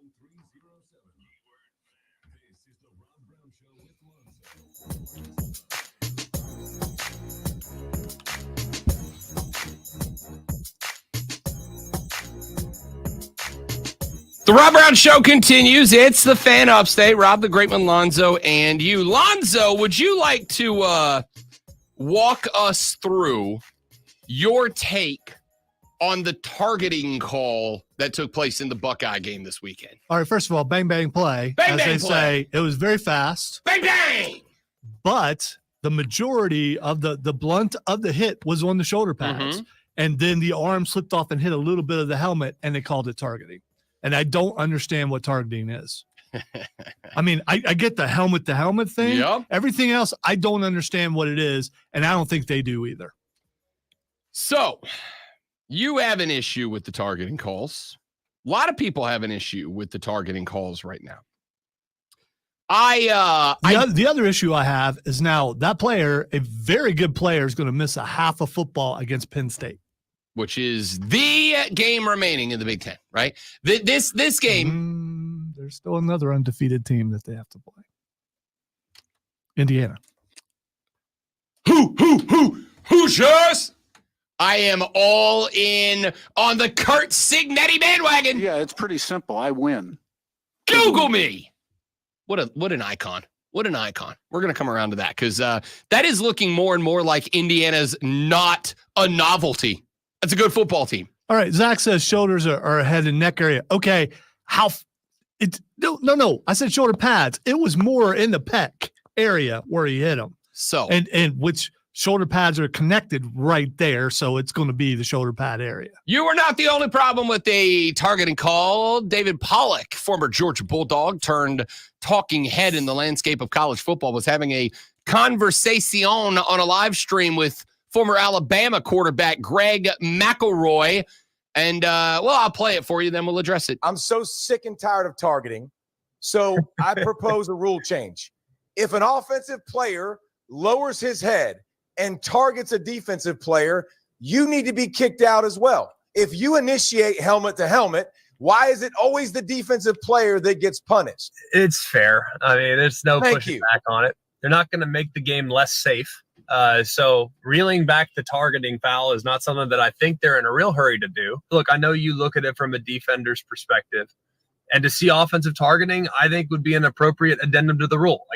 You wouldn't find any pushback from me, especially considering it's ball carrier safety. I'm okay with that. When you're defenseless, dude, have at it. But when Right. you're a ball carrier and you're lowering your shoulder and you're creating contact and changing a level, there has to be something in there that we work so dang hard all week, all year to sit out games, dude. We only get so many opportunities, and I can't swallow that. Okay, so let's go a couple of responses here. I'll start with this. The majority of the targeting calls that have taken place, not all of them, not 100% of them, but a large percentage of them, I don't have a problem with. And I don't have a problem with them because they are called to the rule as written. The majority of the targeting calls are very simply because the face mask is pointed at the turf, not the player. Okay? This is one of those frustrating things that I've had plenty of conversations. How was that targeting? Because the face mask was down. This is why when I hear but Pollock say, you know why the face mask is down? Is because the offensive players, they always lower their head. They do. So that's going to make the face mask down. I am fine. I am fine if you want to say that when an offensive player strikes with the crown of the helmet, they should be called for targeting as well. They never are, though. Yes, that counts. We're even. 1-1. Okay. I'm not, you're right. They never are. But I'm saying I'm fine with Pollock if that's the response here. What I am throwing out is Pollock's take it's only that, well, number one, the defender targets an offensive player. An offensive player, with rare exception, is not intending to hit a defender. In fact, most ball carriers are intending to not get hit by a defender. Unless your name's Pacheco. Again, very few. There are a couple of those guys out there. Adam Prentice, Travis Kelce, these guys look for contact when they're running the football, but the majority of guys are not trying to get hit. That's why it is a penalty that is called primarily, exclusively on defenders, okay? But, and this is something that I have said is a failure of coaches for a very long time. If you are not teaching a kid to hit with the head up, to lead with the face mask, if you have a defender after an entire offseason that is still hitting by dropping the head and going in with the top of the hat, what do you expect? This should not be shocking to you. It should not be catching anybody by surprise. If you go in as a defender with the face mask pointed at the grass, if you go in as a defender and hit with the top of the helmet, it's gonna get called. I think this is one of those times that I get frustrated. We got a texter just wrote the show, said get rid of targeting and do unnecessary roughness in 15 yards and have at it. You know, all the stuff that you're talking about does not apply to this hit. It does not. The helmet was not used. This was used right here, the forearm. I'm looking at it right now. Send it to me, would you? Because I want to watch it again. Yeah, because the helmet was not used. I want to watch it again. But the majority of the plays that I have seen called targeting, people go, how was that a target? How was that? Because you led with the head. It's really not all that complicated of a philosophy. I forget who it was last week. I sent it to you. I forget who it was last week, but there was a targeting call last week, and I was watching. Golly, what game was it? I don't remember. I was watching last week at a buddy's house, and there was a targeting call called that they were like, how in the world is that targeting? Yeah, you know what, Lonzo? I actually agree with you. That was a chicken wing of a hit. And on top of that, even if it wasn't a chicken wing of the hit, the head, like his head wasn't up, but it wasn't down. Like he wasn't looking at the grass. I actually am fine. Wherever his head was, it didn't hit the player. I mean, it was a forearm shiver to the pec area, and because of how quick it was. Oh, I'm gonna tell you why it was. In looking at it, I am watching this replay. I'll pull it up on the screen here in just a second. The forearm shiver hits him in the face mask. 100% it does. Comes off. It doesn't matter. It hit him first in the face mask. No. It hits the shoulder pad and it slips off and hits the face. I'm gonna. In fact, go to the live stream right now at facebook.com/thefanupstate, the Fan Upstate on YouTube, or the Rob Brown Show on Facebook, Twitch, or Twitter. I'm gonna pull it up right now and we'll take a look at it. But I think what you're gonna see here's the moment before contact. Watch the right arm. That's face mask. That's all face mask. It hasn't even impacted the player yet. I'm gonna. I guess I can't zoom in here. 100%. That's on the face mask. It just is. It's not. It just is. I've watched it a number of times. That is a chicken wing to the face. That's why they're going to call that. No, it's not. It is not. Dude, I don't know what you're looking at. Watch the head at the moment of contact. Again, you got to join the stream for this moment. Watch his head. If you let the thing play out, you're stopping it at one angle. If you let it play out all the way, you'll see that it was not in the helmet. And they showed a bunch of different angles during the game, and it was not in the helmet. And then they yelled at Ryan Day, the announce team, for throwing his headset, and he never threw his headset. He pulled it off and acted like he was going to throw it. He never threw it. I don't care about any of that. I don't care about any of that. What I care about is not targeting. That I am going to disagree with you on that. Here's the run at full speed. They are going to call that 100% of the time. And I vehemently believe that you're wrong. That's okay. Watch his head. Watch the head at the moment of contact. The head jerks back because he got hit in the head. You know what happens? Have you ever been in a car accident or anything like that? When you get hit somewhere, your head's going to rock back. It's not going to stay forward. No. That's how impact works. Listen, here's my thought. Not my thought. This is how it works. You're right. Your head's going to jerk in a... So we can walk over there and let me go as fast as I can, which is not very fast, and shiver you right there and watch what your head does. Right, because you have moved my body away from my head. Right. If the head jerks first, what's going to move does first? Not jerk first. It absolutely does. Watch it right here. The head goes first. Bang, and then the chest comes behind it. The head does not go back till he hits the ground. No. It's amazing how two people can look at the same thing and see something totally different.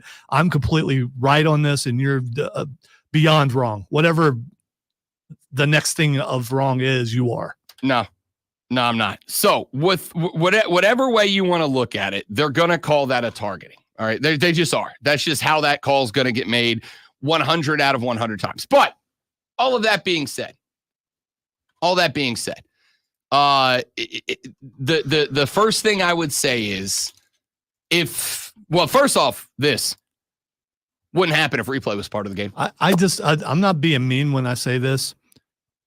Do you have your contacts on behind your sunglasses? I don't need them. My computer screen's right I can't see far away. That's what I thought. I can't see far away. Mm-hmm. I'm not that old.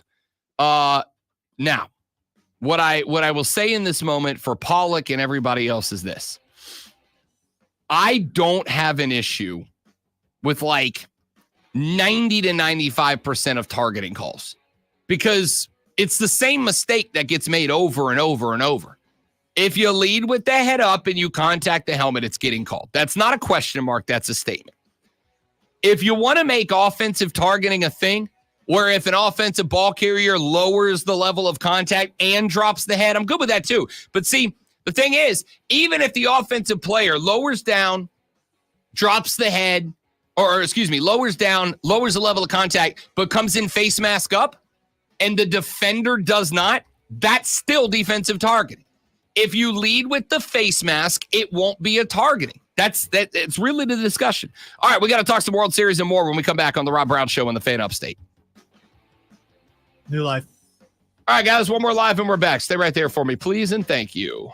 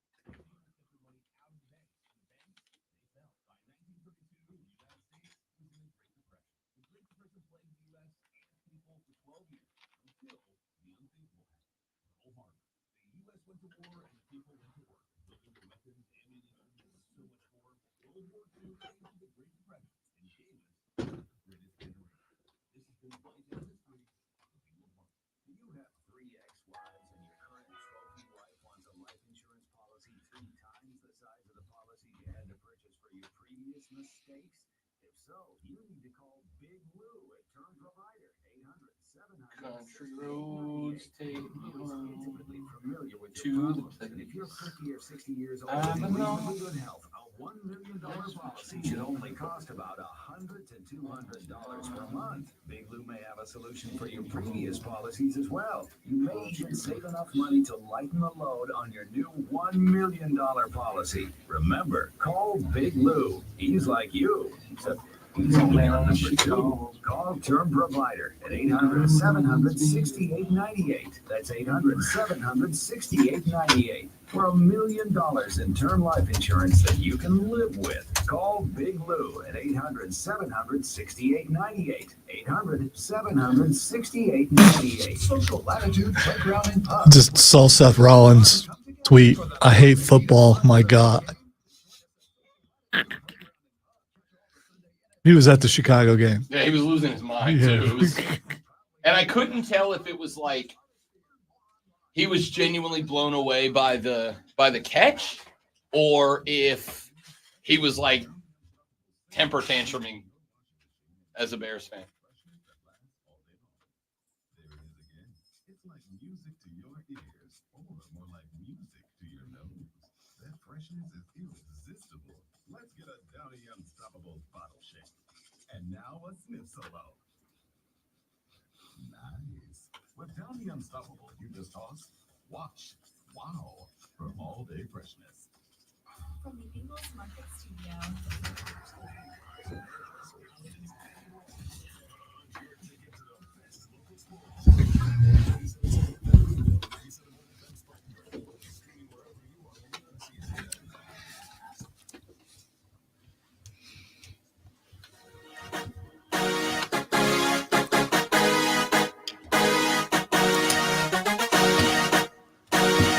So we've talked a little Carolina Panthers during the show today.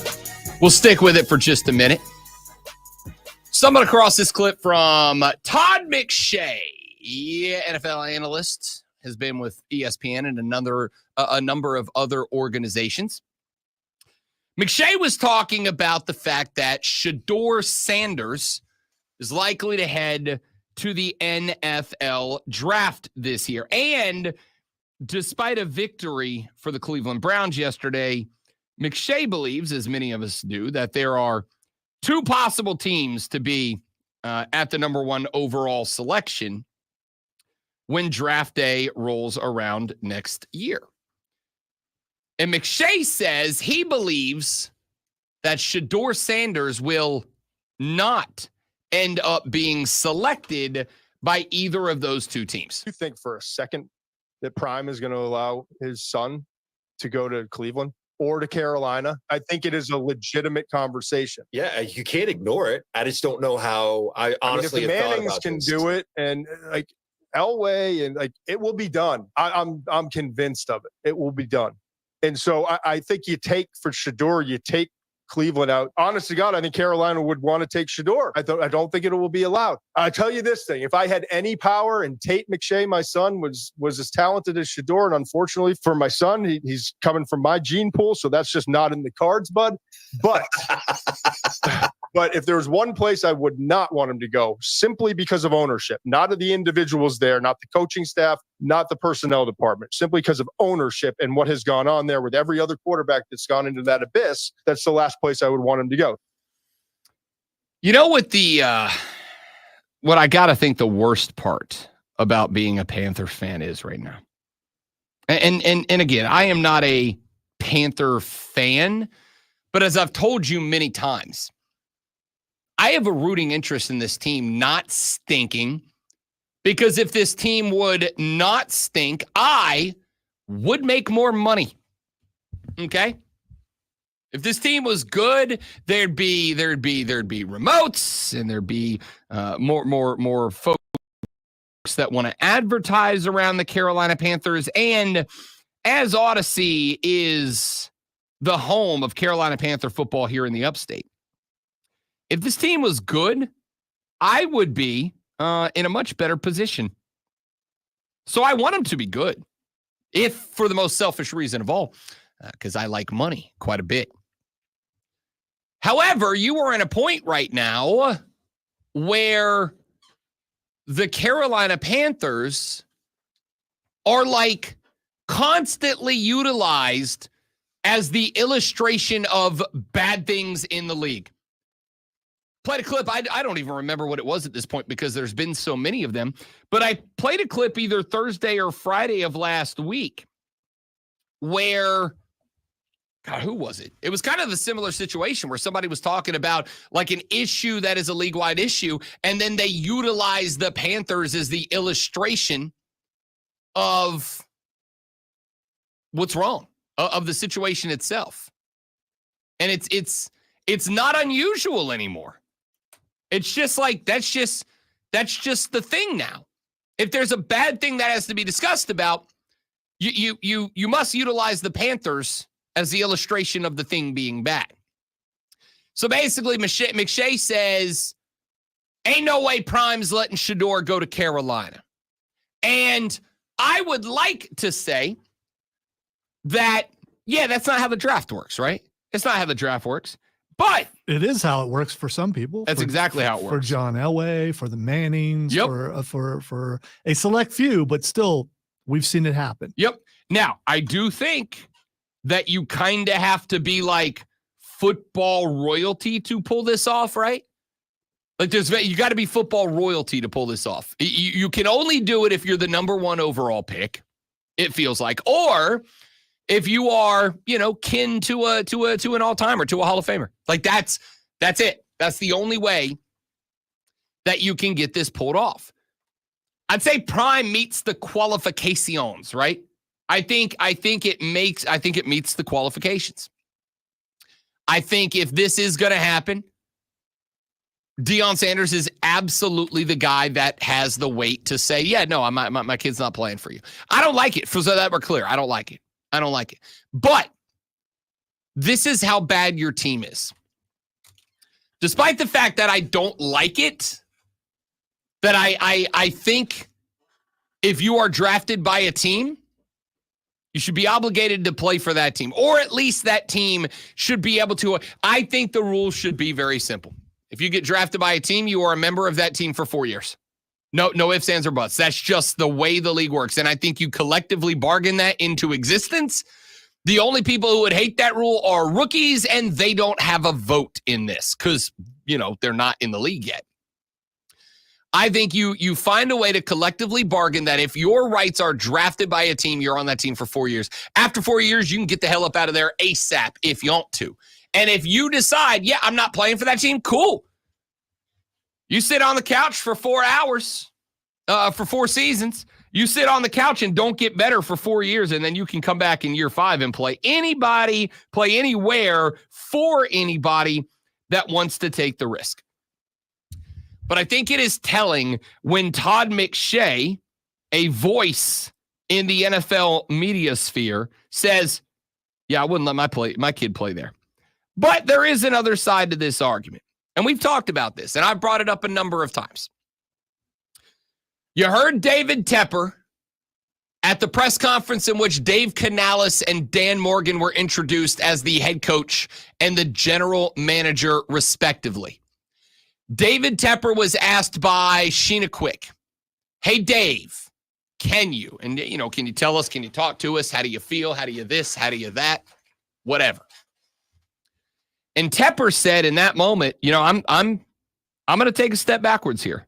I'm going to let my guys do their thing. I don't want to be a voice. I'm going to hang in the background.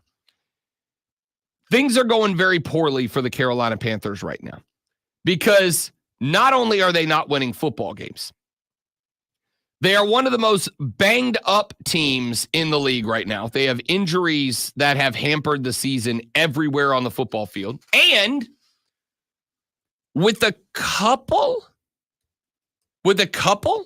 of exceptions here and there, with just a couple of exceptions here and there, it ain't exactly like the team is getting better, right? Like, if I asked you right now, great one, to tell me a spot that you think the Panthers are better in week 9 than they were back in week 1, what would you get? I'd say Xavier Legette is developing nicely. Yeah, I still would go with punter because he's had plenty of practice and, improving every week.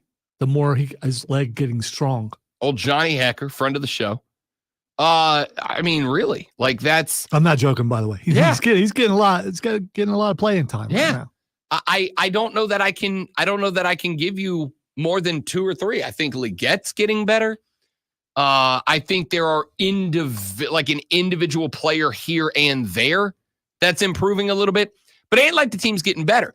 And with all of that being said, this is a genuine question. When's the last time you heard David Tepper? Have you seen Tep this season? I got to tell you, Zoe, I don't think, at least since we started week 1, I haven't really seen nor heard from David Tepper. And I'll keep it a buck. As far as covering the NFL goes, the Panthers are going to be irrelevant until draft season, when they will have one of the top 2 or 3 picks in the NFL draft.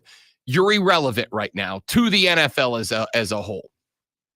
But even in your irrelevance, it is still my job to be up to date on what is happening, to be able to say, this is what Canales said, and this is what Dan Morgan said, and here's what I think, blah, blah, blah, whatever. And over the last couple of years, that largely would have been, and here's what David Tepper said. I have not heard hide nor hair, as the old expression goes, out of David Tepper this season. So my question mark is... Do you want to, though? No. I mean, it might add a little more excitement to an otherwise horrible season. At least you could be able to dog Tepper a little bit. But here's the thing. This, unlike Jerry Jones, this I appreciate. The league at large, and all those who talk about it, including Tom McShay in that clip right there, the league at large has decided the organizational failure of the Carolina Panthers has been a David Tepper problem. And I'm not saying Tep's not still locked up in his James Bond villain tower somewhere pulling the strings, but just being smarter about knocking, not talking about it. I have said for years, the biggest part of the problem with politicians is that the next one got to learn from the mistakes of the last one. So they get to get away with the same stuff because they go, okay, the mistake this guy made was he did this over here, and we're gonna not do that. We're gonna misdirect. It's possible Dave Tepper's still up there pulling the strings. Nicole Tepper is still drawing up plays she wants Dave Canales to run on the back of a coaster at a bar somewhere. But we ain't heard from him. He doesn't appear, from the outside looking in, he doesn't appear to be doing that. He's not out giving press conferences. He's not calling in to our brother station WFNZ in Charlotte and saying, well, this was all your fault, media. It's these narratives that you're running out there. He's not doing that. So at least I got to give him credit for that. But when your team is consistently used as the illustration for bad things in the NFL, that stings, dude. It stings. Hey, when we come back, 8 o'clock straight up, we got the Audio Blitz, 8:20. We'll talk some World Series. The Dodge is up 2-0 on the Yanks, but we are headed back to the Bronx for 3. We'll break that down and more after Lonzo blows your minds with this Sports Flash.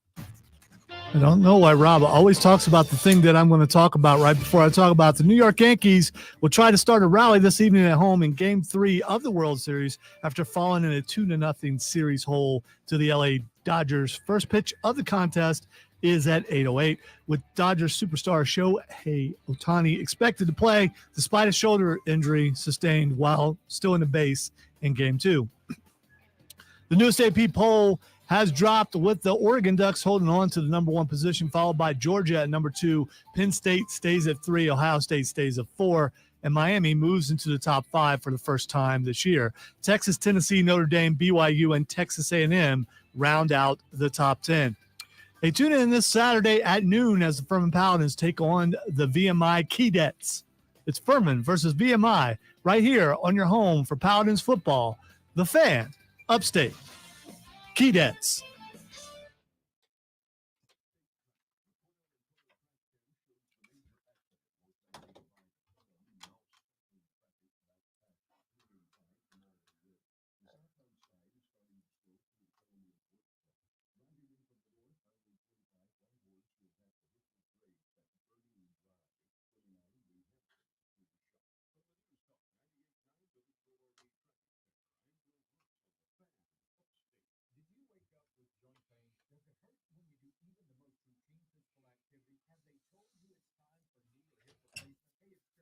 No, man, Keydets is just fun to say. How did the Keydets get brought up? Because Furman is playing them this weekend.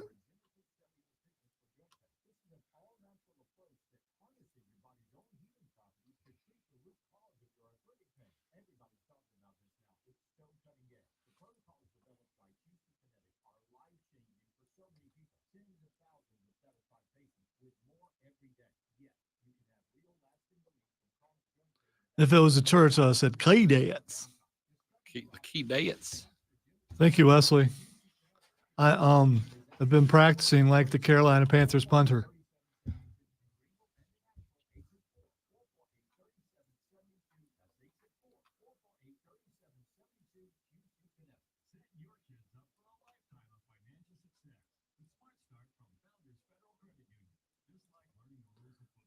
Took me an hour to edit that interview. And I meant to send it to you because you could have just cut off the beginning and end because that's the only places where Pulse was mentioned. But I had to cut out a couple of things at the end just because it was too long. He was wearing a different mask too. It was weird. I didn't get a picture of it. Yeah, he did. Did he like full or just the mask? Like It was yeah. Yeah, but was he in like the full costume or was he like in a suit and tie? I'm pretty sure he was in the full costume.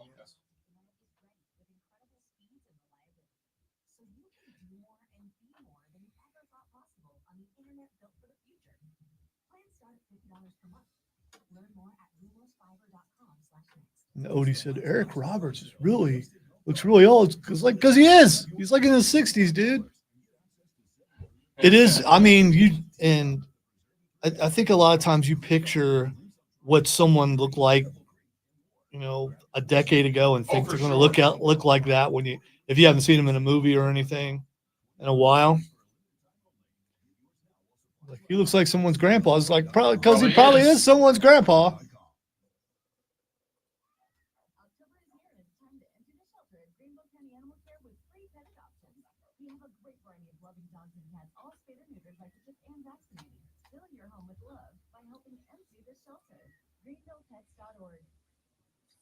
What's up, sandwich heads? Today on Steve-O's Sandwich Reviews, we've got the tips and tricks for the best sandwich orders. And it all starts with HOTTO. Yes, Steven. My suggestion is don't do it, but Rob liked it. I loved them, Steven.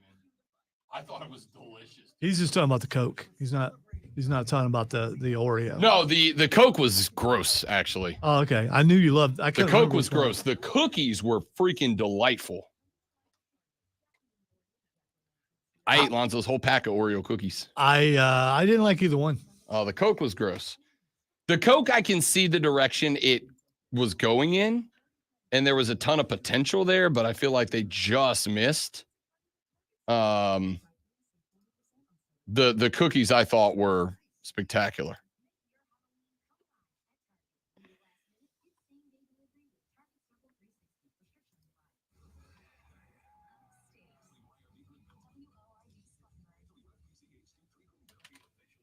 Yes, it did taste like a flat Coke. You're exactly right.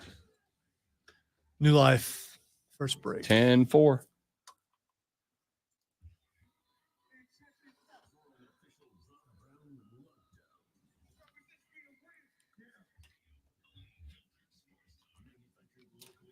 I tried the chicken Big Mac yesterday. Oh, how was that? It's like two McChickens.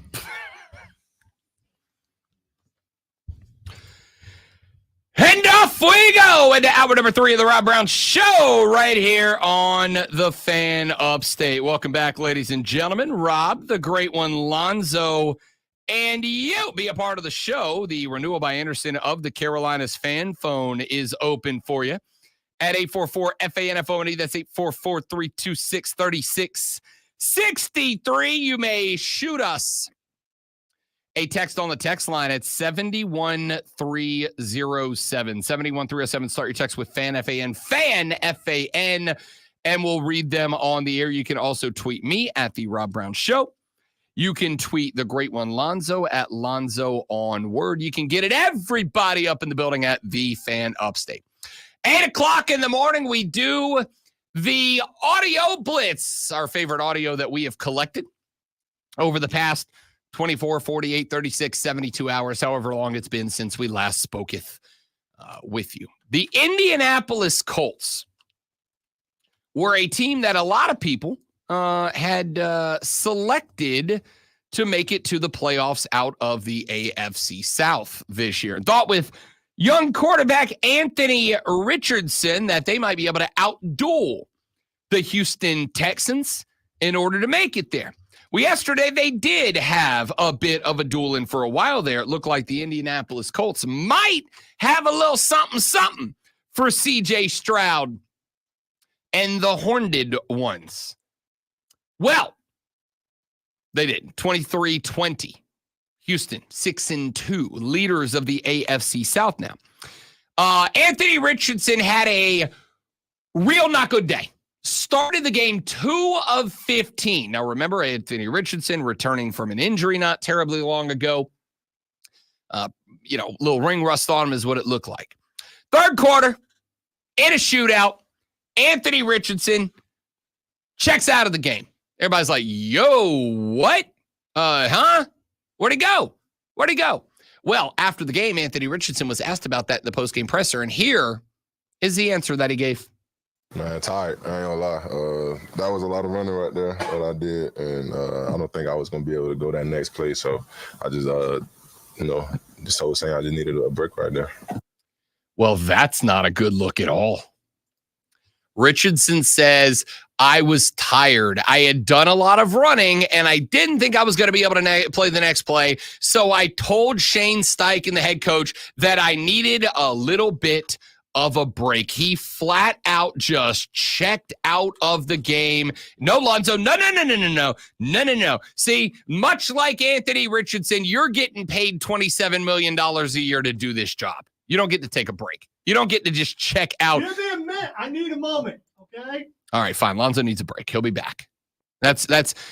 Listen, when you get paid that much money, you get to do things like take a break.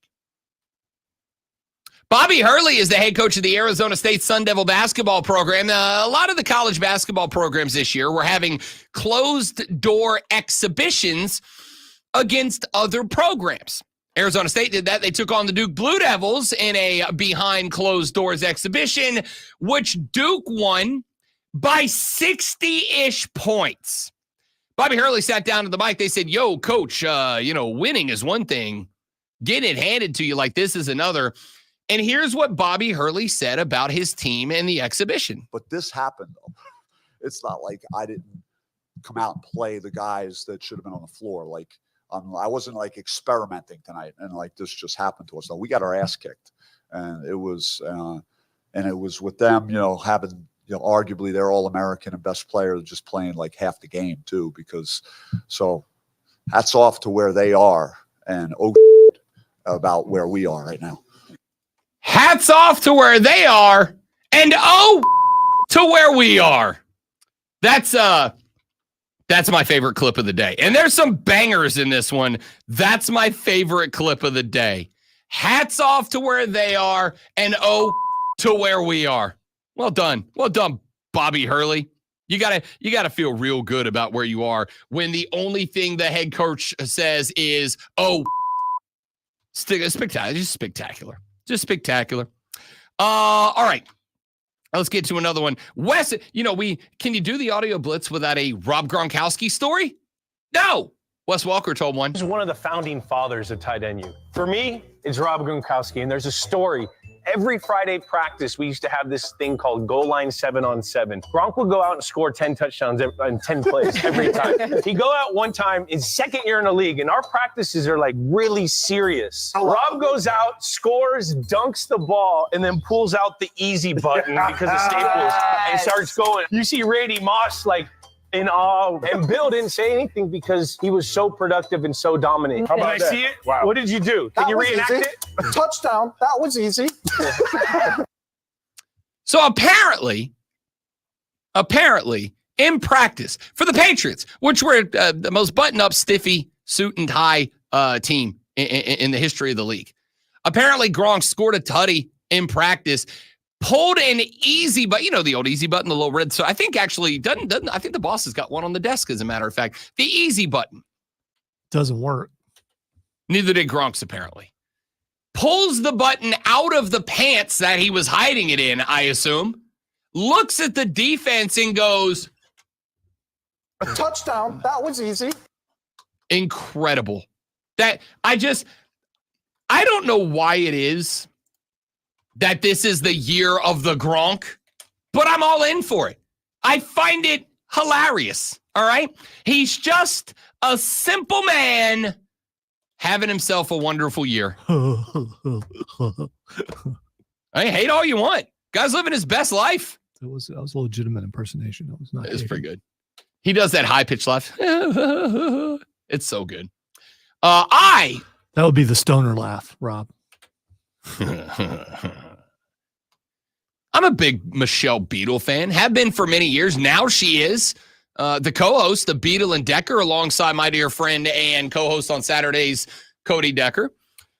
This was on Friday's show. Michelle Beadle was asked about the Bronny thing. Remember they played their first game together on Tuesday night? And Michelle says, well, I'll let her tell you in her own words. There was a large and loud contingent of people when Russell Westbrook was chasing the triple-double record, and it was sort of stat padding towards the end. And they were like, this is fake history. This is manufactured history. Russell Westbrook made it to the league on his own and did all that by himself. If this isn't manufactured, then I don't know what the word manufactured means. But again, I am not impressed, and I thought this was so ridiculous.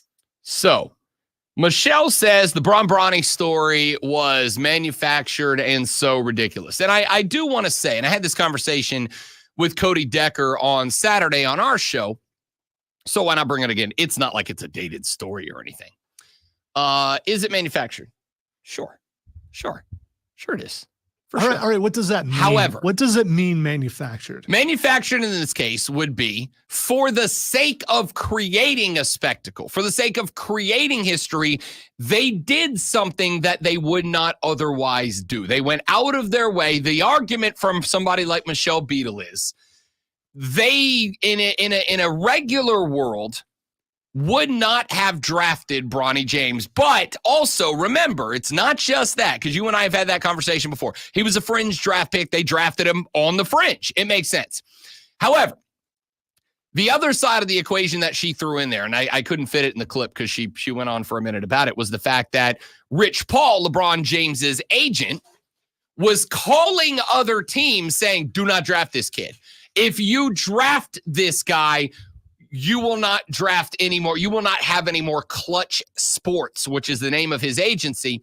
You will not have any more Clutch Sports NBA players playing for you. Now, it never got proven those phone calls were being made, but you had a lot of people saying that they were, that were in direct connection. And you know what? If they were, I don't have a problem with it because I'm sure he's not the only one who does that. In every sport, I'm sure that kind of thing goes on. It's just not made as public as this because it's about LeBron. Listen, I have no doubt that at some point in time, Drew Rosenhaus was like, yo, you're not signing my guy. And if you try to sign my guy, right? We know that guy's doing that for sure. I get it, which is part of the reason I don't have any issue. But this is the argument I made to Cody Decker. This is the argument I'd make to Michelle Beadle. And they weren't the only ones that had this take. There were plenty of people on social media this weekend that were having the thing. As I pointed out last week, in order for this to happen, LeBron James has got to play 20 plus years in the NBA basketball. This man has logged more minutes than any player in the history of the league. Not only does LeBron James have to stay in the league for 20 plus years, he's got to be dynamic enough that the Lakers have to be willing to manufacture the situation to keep him happy. Number 3, he's got to have a son 20 years ago that he then grows up in the basketball culture that is capable of making it here. Number 4, that kid's got to go to a high-level university to shape his game up a little bit.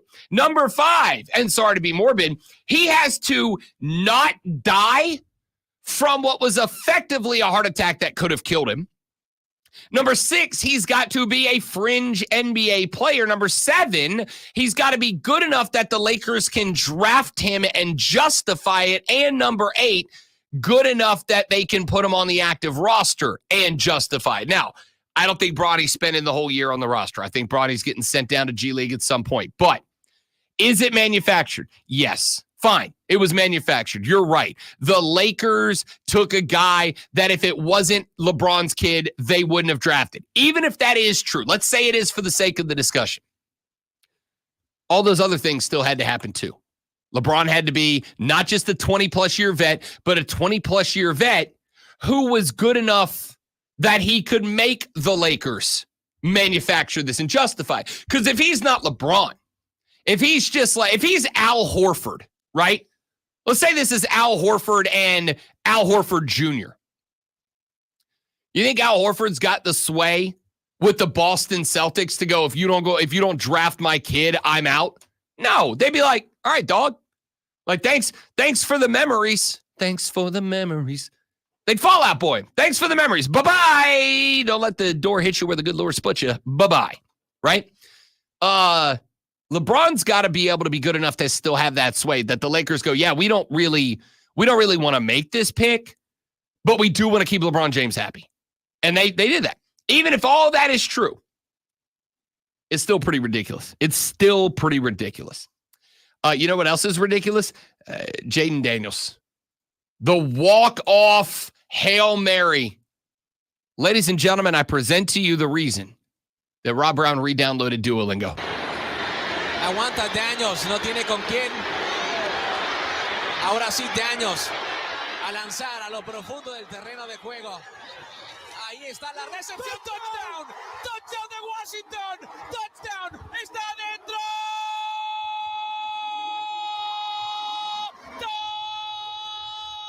Touchdown, Commanders. El Ave María funcionó.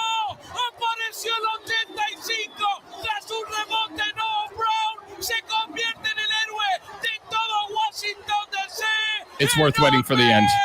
Grande Commanders. Buen trabajo ahí por parte de Jaden Daniels. Aguantar todo el tiempo. Era un Ave María. El pase llega y es atrapado por Noah Brown. Na, na, na, na. Na, na, na, na. Hey, hey, goodbye. Buenas noches, Chicago. Buenas noches, Chicago!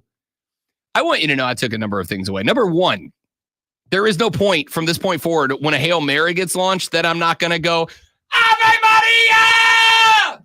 At the top of my lungs. I don't care where I am. I'll be in the middle of the most crowded bar in Greenville, South Carolina, and I'm screaming Ave Maria. Because that's how you say Hail Mary in touchdown. In touchdown. It is if you speak Jaden Daniels. In Spanish, Hail Mary is Ave Maria, which is now what I yell at the end of games when there is an Ave Maria to the end zone. That's spectacular. Number 2, I will listen to any play-by-play guy that in that moment thinks, I'm going to go ahead and drop a na, hey, goodbye on the bad guys. Spectacular. Number 3.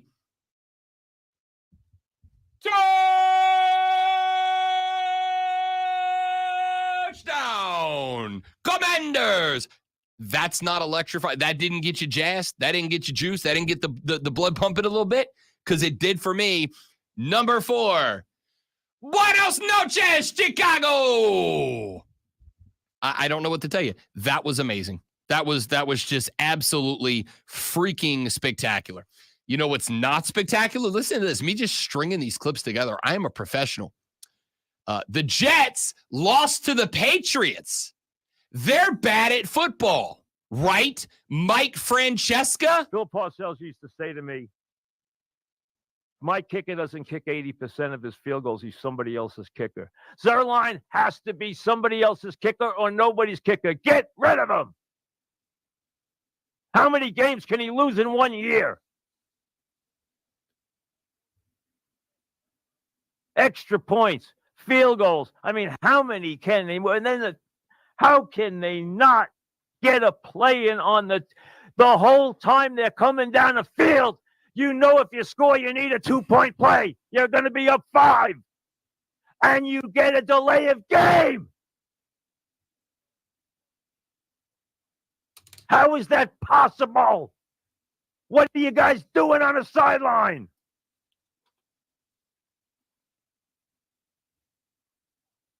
Everything the Jets touches turns to garbage. Complete and utter garbage. I never thought they could top some of the stuff they've done in the past. But you know what? Today was as low could possibly be. Check on your Jets friends. They're not well. So did you leave those pauses in there on purpose to see if we can hear the little electric shock that the producer uses to wake him up every time he falls asleep? I thought he retired again. This is a podcast. He's not on the radio anymore. He used to be on WFAN New York, which is the big stick in New York City. He stepped away from radio a few years ago, but he still does the Mike Francesca podcast. And I will tell you, I'm not a Francesca guy at all for 2 reasons. Number 1, he pretty much exclusively does New York sports, which there are times when New York sports enter the sphere which I inhabit, right? The whole saga of Aaron Rodgers, obviously, as an NFL fan, it's going to be around. There's nothing you can do about it. I think the Knicks are going to be really good this year with Big Cat joining the race. So there are times when the Francesca sphere bleeds into mine. But I'm not a big Francesca guy. I felt that because I watched him do this clip. And, you know, a lot of these clips we play where Lonzo says, it's a work. It's just audio, right? It's just audio. I'm watching Mike. When Mike yelled there in the beginning of that clip, so from an HD webcam, you could see the vein popping on the forehead. Well, did you hear me say that dude's just angry all the time. That's an angry old man.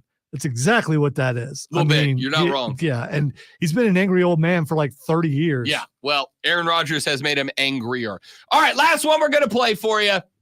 Mainly, I have been saving this for a while. You all know about our dear friend Xavier Legette. That'll be great, man. And his mild accent. That'll be great, man. We're big fans. Special teams coach for the Carolina Panthers, Tracy Smith, was asked on a podcast about XL's accent. Because I know y'all going to ask. You Xavier Legette. I got one thing for you. Yes. Sometimes even I can't understand this. Yeah. We in the meeting, bro. I do the rookie meetings after practice all the time. So I'm in the meeting. We watching film. We talking about something. He asked me a question, bro. Like usually I can understand it most of the time. This one, he got me this time. Yeah. He asked me, hey, coach, something, bro. I just did this. What? What? Hey, my bad, bro. Hey, slow it down. This time you got to slow it down. Special teams coach Tracy Smith says, yeah, I can't understand him either. And Tracy Smith's got a little bit of the country accent to him too, all right? You can hear it in there. He got just a little bit of that. He got that Mullins accent in him too. But he says, sometimes I got to look at Xavier Legette and go, What? Slow it down, big fella. Slow it down. That's fantastic. I love this dude. Oh, and by the way, if he's going to go out there and get me a couple of tutties a game, and my man rode Dollar Bill 50 yards down the sideline to celebrate with the boys. Xavier Legette guy. Let's talk some World Series baseball when we come back on the Rob Brown Show on the Fan Upstate. You like? All right, guys, one more live. Stay right there, and we're coming back. Don't go anywhere.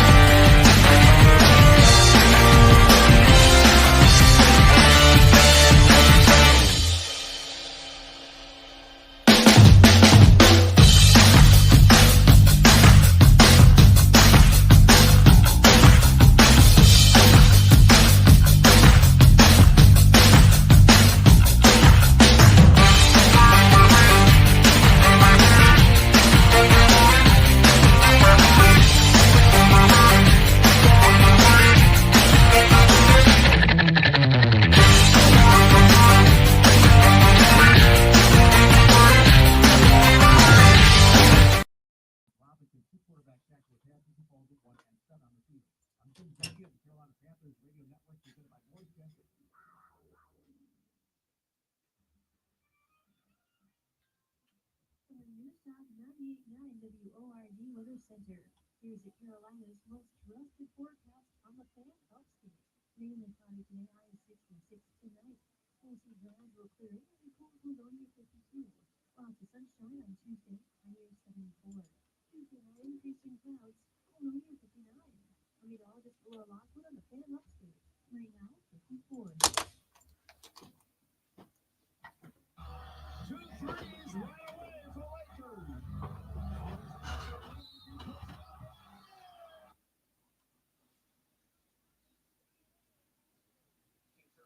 Off against the Giants, who stumbled in their last two. The model is all in on the Steelers staying hot on Monday Night Football. Steelers -6 is a 3-star best bet. Hashtag Team Huevos. Bet smarter and beat the most. Oh, I can just add my own. Okay. Whether you're ordering wings for the game, Calm it down, Brown. I was talking about. something about football that makes you want to eat. And this football season, Uber Eats has the best deals on game day food. No matter what you're craving, from 2-for-1 pizza to buy one, get one wings. Uber Eats will be dropping new deals each week, all season long. Uber Eats, official on-demand delivery partner of the NFL. Order now. Terms and conditions apply. See app for details. Mad World Haunted Attraction is now open. Voted one of America's top haunts and #1 in South Carolina. Mad World is much more than just a haunted house. It's a I'm sure Rob did, Mac, because he's the most optimistic about Bryce Young, even more so than Bryce's family, probably. Enjoy our food, bonfire, roaming characters, 3D photos, gift shop, and fun for the whole family. Still too faint of heart? Grab one of our No Scare medallions to pray. Come on, that's not a good comparison, James. It's not. You do realize who they were playing, right?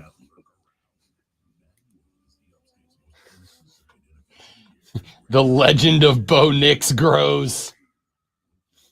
It was just Denver, guys. I mean, you know.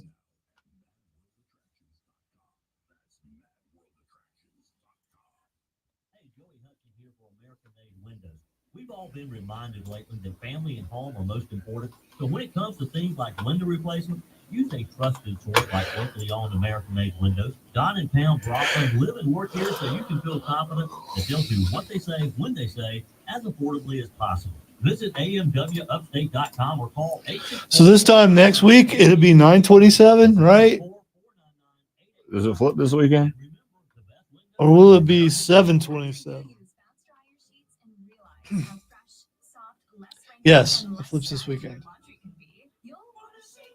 Every time. Like those socks that smell like We fall back an hour, right? Yes. or that blanket that's got wrinkles on its wrinkles.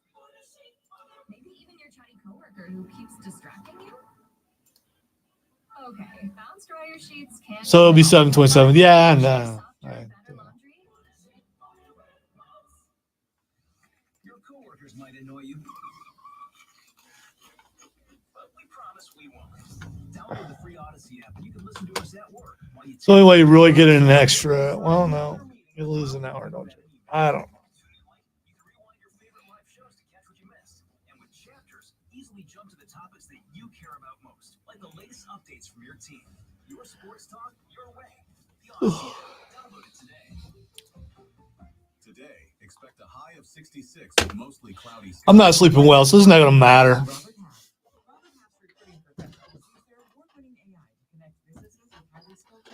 Learn more at roberthalf.com/talent today. Sponsored by Wendy's Breakfast Burrito. The Wendy's Breakfast Burrito is everything you want for breakfast. Fresh cracked eggs. I wake up every hour or so with a machete sticking out of my knee. That's what it feels like. Could be a war axe. Hey, I don't you should know. say with what feels like a machete sticking out of my knee, not that you have one. I had a dream that my key wouldn't work to get in the building, but Chris's would. So he went in the building, but I wasn't allowed in the building because my key wouldn't work. So I had to stay outside and work. Everyone kept coming up and interrupting me while I was trying to work. And nothing worked. All my dreams about work is things not working. So nightmares. Big time.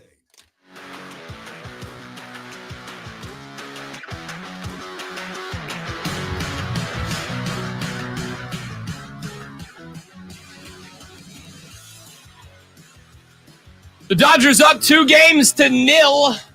on the New York Yankees after the first two out in Los Angeles, California, go the direction of the team in the light blue, I guess in this case.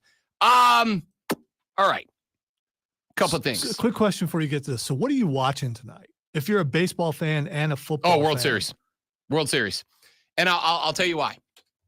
Because I am a football guy. Number one, it's the Giants.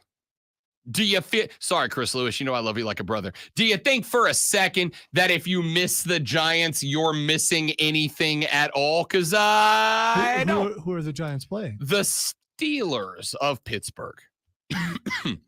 So there is, and I had this conversation with Cody Decker on Saturday. There is some interest there from the Steelers' perspective because, as I said last week, I think Russell Wilson's just fine as a starting quarterback. But there is also the question about the drama of, all right, was Russell Wilson good last week, as is very possible that he was, because he was the freshest guy on the football field and because there was no tape? Is Russell Wilson good because the Jets actually suck with a capital S? It could be it. I think that's got a lot to do with it.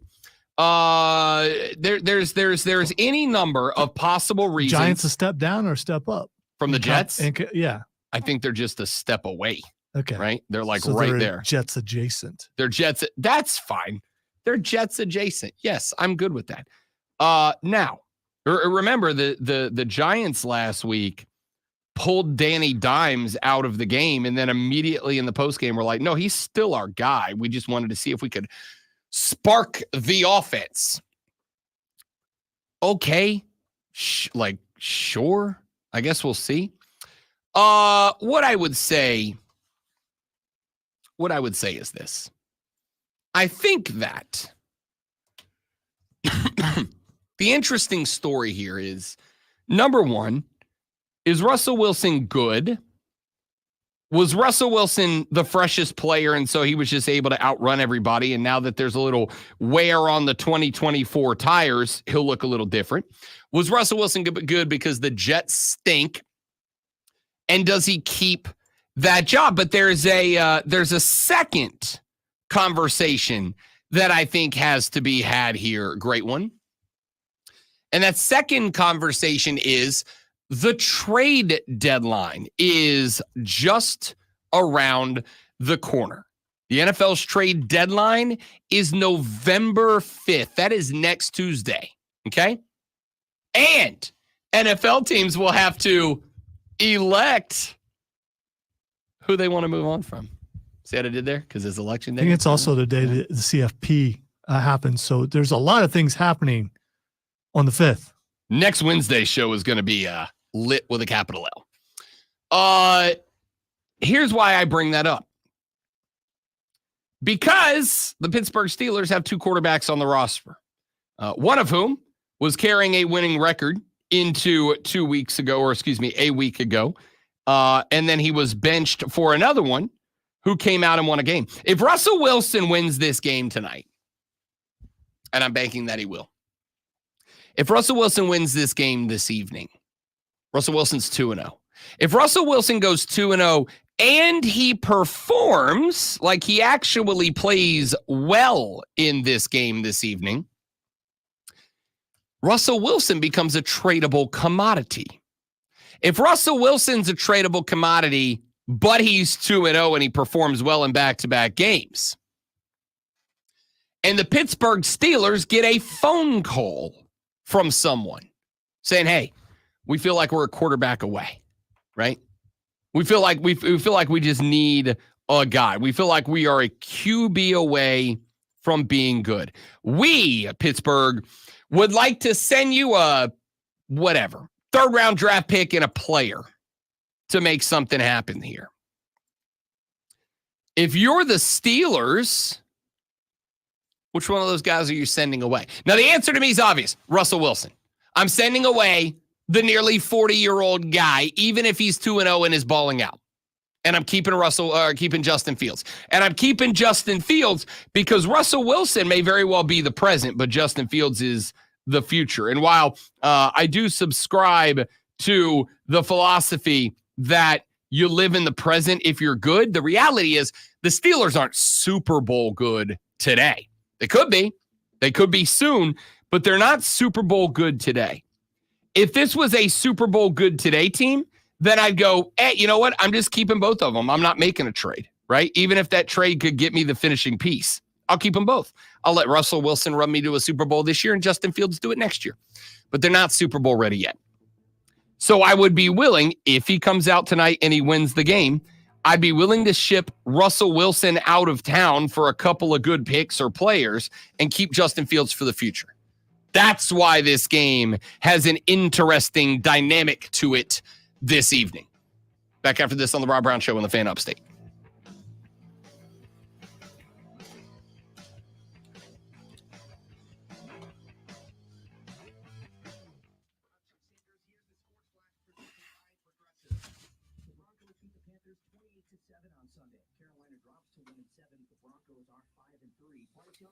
How old are you all being doing this for? William, Lonzo is 2 years older than me, and I turned 40 in February. 2 years. Yeah, I'm not 2 years. I wish I was only 2 years older than you. But to answer your question, I've been at it for 17 years, not 10. I am finishing up my 27th year. So, yeah, 24th year in this company. So, well, actually finishing up the 25th year in this company.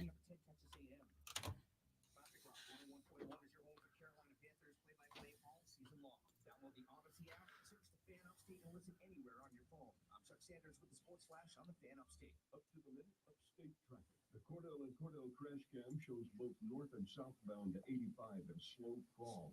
Hugh Grant, when asked if he carries darker roles in his mind for a long time, said, "I killed 3 people this afternoon. I feel awful about that." Have you seen the previews for Heretic? I have. I kind of want to see it. I'm not going to lie, in a weird way. I saw the trailer when we went to see Venom, and I was like, Venom. I haven't seen that type of movie in a while. Yeah.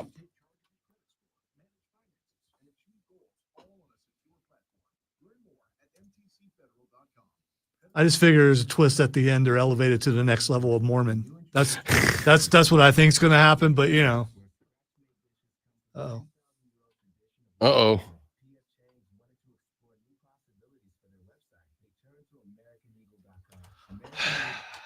Don't love that.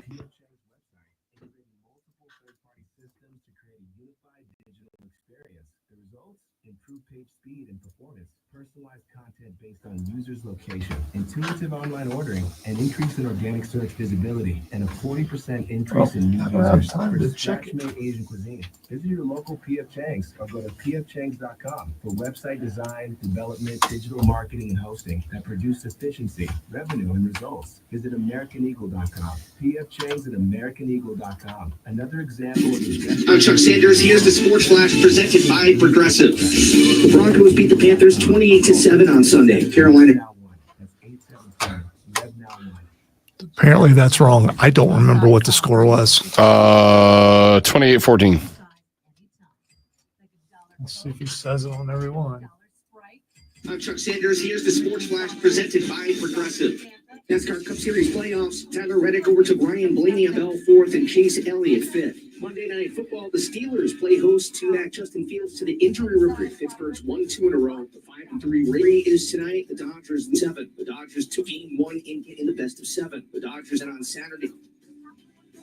Bundle. Sure thing. Save no fees or minimums on your Capital One checking account. Wow, that's a keeper. So, where are you heading? I'm off to spread the good news. I'm Chuck Sanders. Here's the Sports Flash presented by Progressive. College football, the 6-1 Clemson Tigers this Saturday. The Furman Paladins through Texas A&M. The Bronco drops to 1-7. The Bronson, they finished with a pair of touchdown passes. Butt got picked off twice and sacked 2 times for a loss of 9. Young finished 24-30. Butt got picked off twice. Dalton, they finished with the starting quarterback in place of the end 1-7. The Broncos are 5. Broncos beat the Panthers 28-7 on Sunday.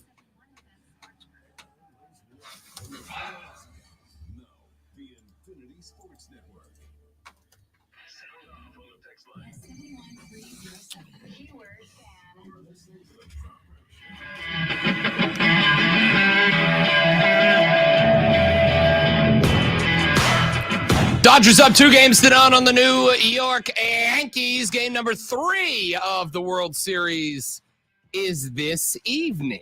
And yeah, I'm going to watch it. I'm going to watch it in large part because this World Series so far has been electrifying. This postseason so far has been electrifying. Deck and I have had this conversation a couple of times on this show, on our show. This World Series is as of now just an extension of what this postseason playoff has been so far. That is really entertaining, man. Like really entertaining. There's nothing about this postseason that hasn't been phenomenal. We've had, as I've said on the show a couple of times, we've had the plucky underdogs. We have now competing for a World Series, the 2 big-time corporate teams, right? There's only one thing, I mean it, there's only one thing that has been wrong about this postseason. And that one thing that's been wrong about this postseason is that we have 2 corporations going at it. We did not get said plucky underdog in the World Series representing America as a whole. We don't have, if the Guardians would have made a run here, I think it would have been electric. But at the same time, and this is something that I have accepted over my years as a broadcaster, you don't have to like it, you do have to accept it. As much fun as it isn't, the reality is, and we can all say that it is not true, the reality here is that we, by and large, as Americans, we love tuning in to watch the big-time teams do big-time things. We love watching the teams that we love to hate, and we got 2 of them. We got 2 of them in this ride. We got 2 of them that are on board, and everybody's kind of picking their poison as far as which of these 2 teams they want to see lose. I mean, I'm going to keep it a buck. I right now am Team Dodgers, not because I like the Dodgers. I super don't. I am Team the Dodgers because of Freddie Freeman, because I am pulling for Freddie Freeman. Literally no other reason. All right. So certified hater mode not activated. Not for Freddie Freeman. No, I mean, listen, I don't have, like many people do, I don't really have an issue with the New York Yankees. All right. I don't think that, I think they're stuffy. I think they're boring. I think that they are like, I don't know, the no facial hair rule, I think they're antiquated, to be honest with you. I also don't think they're nearly as bad as a lot of people think that they are. I think they're structured. And I think a lot of us don't love structure. All right. Not in sports anyway. I certainly don't. I like unbuttoned. I like fun, whatever. The Yankees are remarkably structured. They have a way that they do things, and they're not going to change it no matter what. Doesn't matter how you feel about it or what year it is. They're going to operate the same way as they always have. But I think Aaron Judge is a stud. I think Giancarlo Stanton is a stud. I love Juan Soto. Love Juan Soto. I like Garrett Cole. If for no other reason, then he's hilarious. I don't know. I don't know if I don't quite know how to answer that, to be honest. Here's what this World Series I think is going to, or is effectively. The Dodgers are a better baseball team. Okay. 1-9 in the lineup. There is precisely one spot and only one spot where the only one spot where John Blau. There is only one spot where the Yankees are a better baseball team, and that's the starting pitching. And this is why I have a big problem with this series.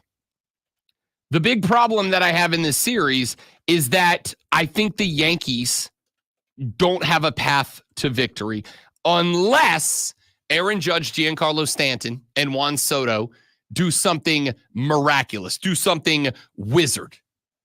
I think they all have to become the contemporary definition of a murderer's row. I think they have to become they all have to hit a home run a game. I think that's the only way they're going to be able to get through this. If they can't do that, they're cooked. All right, 8:45, just a couple of minutes late on this segment, but we are glad to have and grateful to John Blau of the Post-Courier for joining us here on the show to talk Clemson ball. John, off day, did you get some sleep? I mean, did you even take the pajamas off on Saturday, or was it a couch day like it was for the rest of us?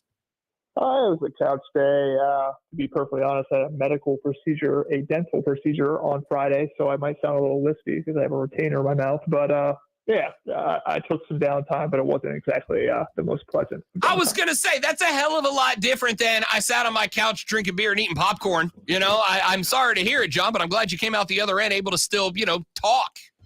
Yeah, I'm still able to get words out. They just sound a little goofy. But, bye weeks are my only opportunity to get this done. So I got it done. And, I sound weird saying the word weeks. I can't get that word out of my mouth. So let's try to avoid that one. I want you to know, John. Wow, you were heartless, Rob.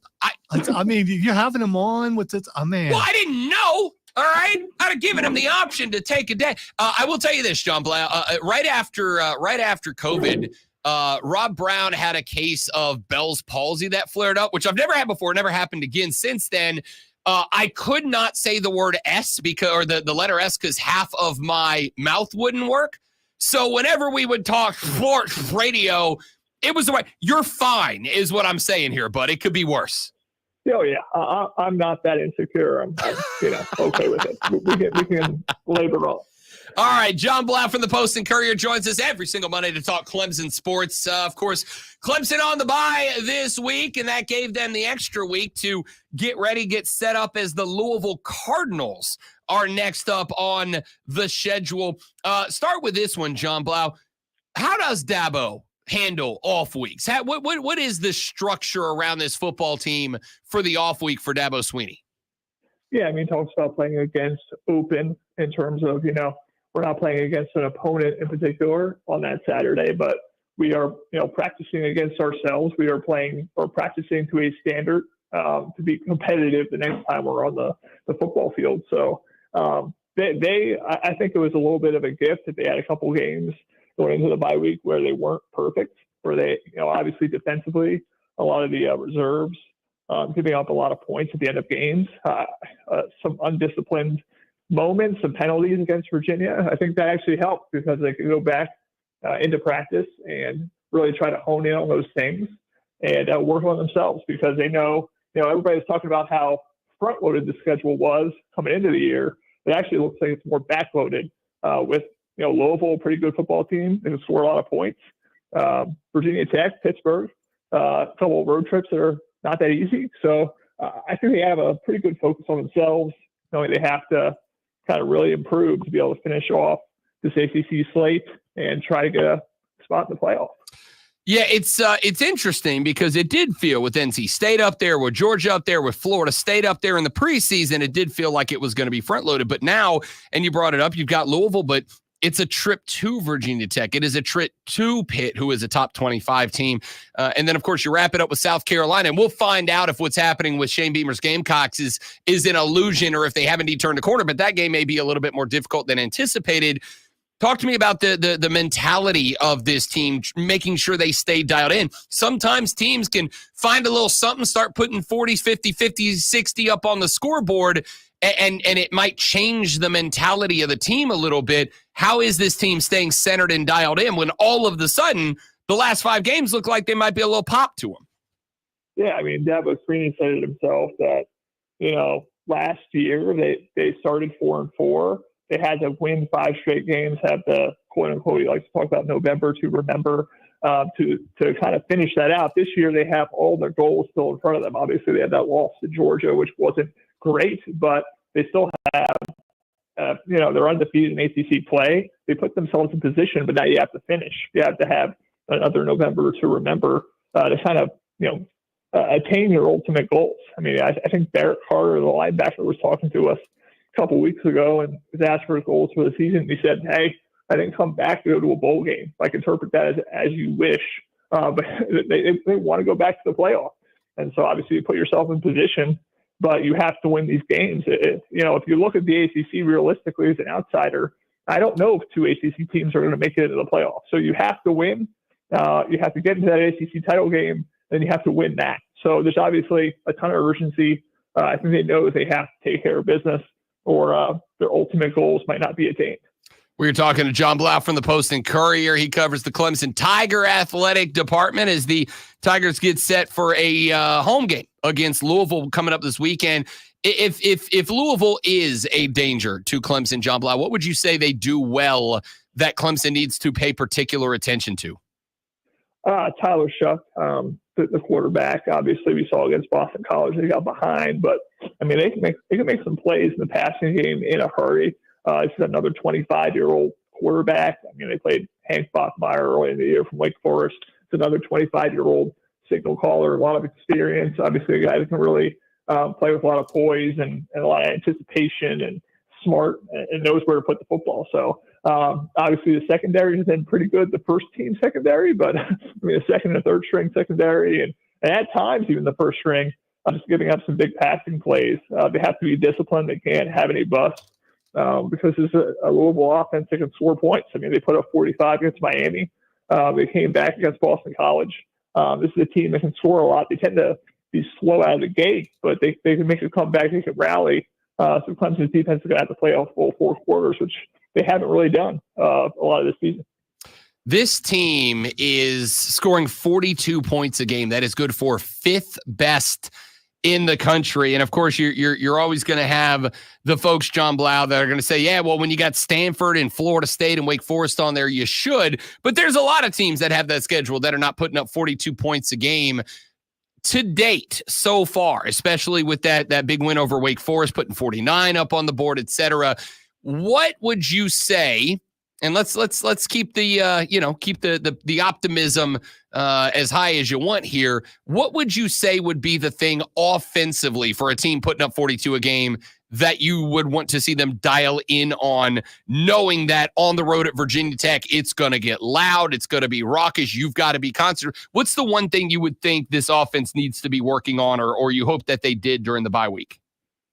I think running the ball with some more consistency. I know Phil Maffa has had 4 games with 100-plus yards in his last 5, but there's been times where it's taken a little bit of time for them to really establish that.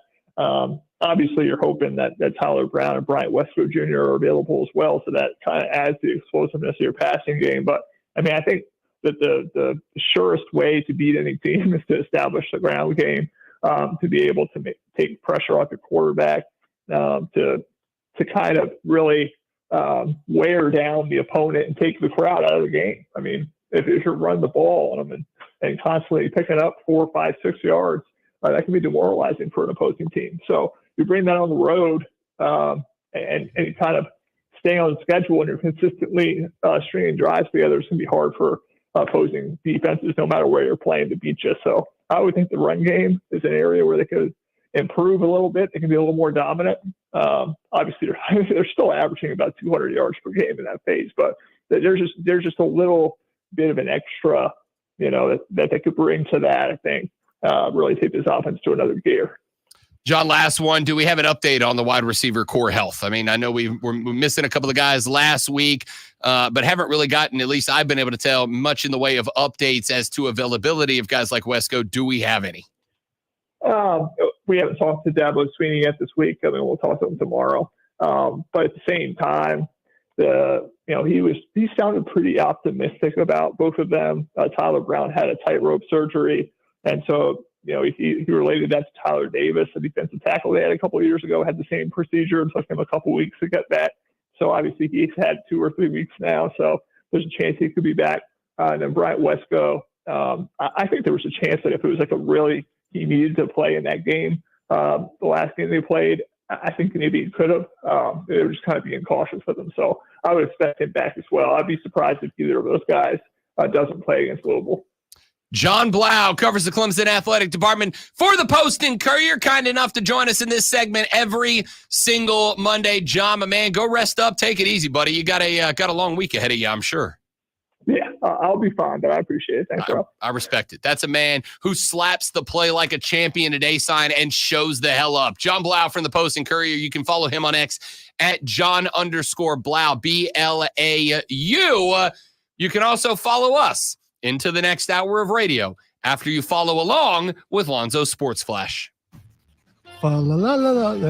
Bryce Young returns as a starter for the Carolina Panthers, and it resulted in a 28-14 loss on the road to the Denver Broncos.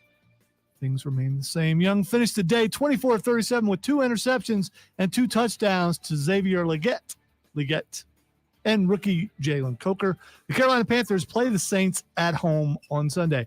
The newest AP poll has dropped, with the Oregon Ducks holding on to the number 1 position, followed by Georgia at number 2. Penn State stays at 3. Ohio State stays at 4. And Miami moves into the top 5 for the first time this year. Texas, Tennessee, Notre Dame, BYU, and Texas A&M round out the top 10. Tune in this Friday at 7 p.m. as the Burns Rebels head to Boiling Springs to take on the Bulldogs. It's Burns versus Boiling Springs right here on your home for Burns Rebels football. The Fan, Upstate.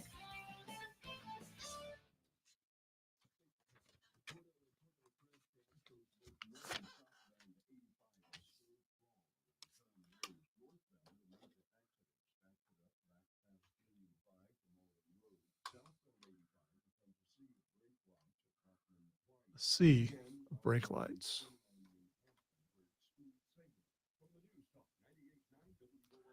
Sailor went to CCC to see what he could CCC.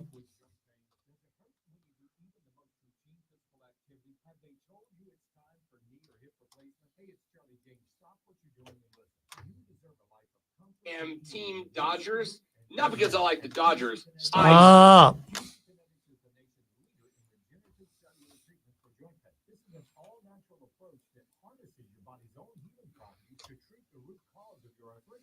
Everybody's talking about this now. It's so cutting edge. The protocols developed by QC Kinetics are life-changing for so many people. Tens of thousands of satisfied patients with more every day. Yes, you can have real lasting relief from chronic joint pain without drugs, without surgery, and without downtime. Discover your options with advanced regenerative medicine at QC Kinetics. The consultation is absolutely free. Call 864-448-3772 in Greenville and in Nashville. 864-448-3772. That's 864-448-3772. QC Kinetics. Join Odyssey and the Salvation Army. Help provide aid to Hurricane Helene survivors. Your donation provides emergency aid, food, water, and long-term recovery. 100% goes to disaster relief in the Carolinas. Get help and hope today. Donate now at rebuildcarolinas.org. You hear that? That's the sound of another year counting down. Another year missing your revenue goal. Another year. Sorry about that. I know why the mistake was made, but a text that had me fixing something threw me off about where I was, and that's.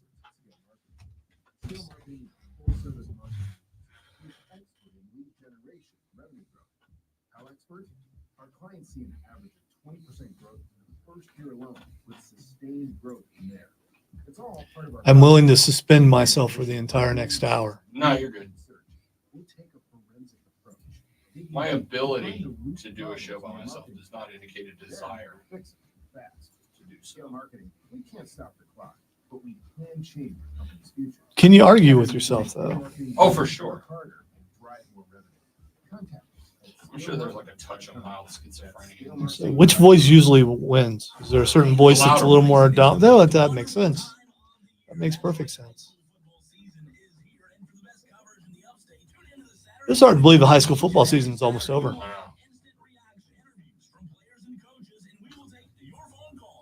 Actually, the regular season of college football is almost over.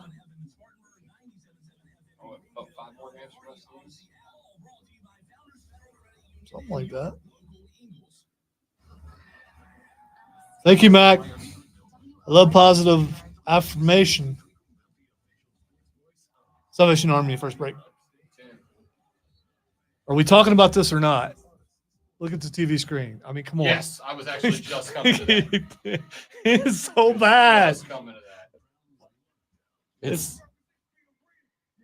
It's so bad. I thought it was fake at first. So did I. Yeah, So did it's I. like, When I saw a picture of it, I'm like, this ain't real.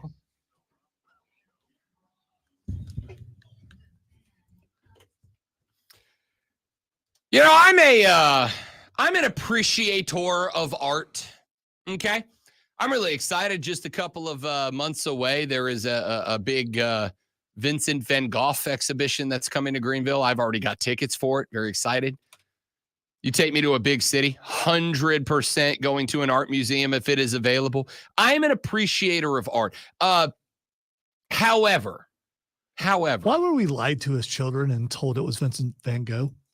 that is a widely accepted English pronunciation of it.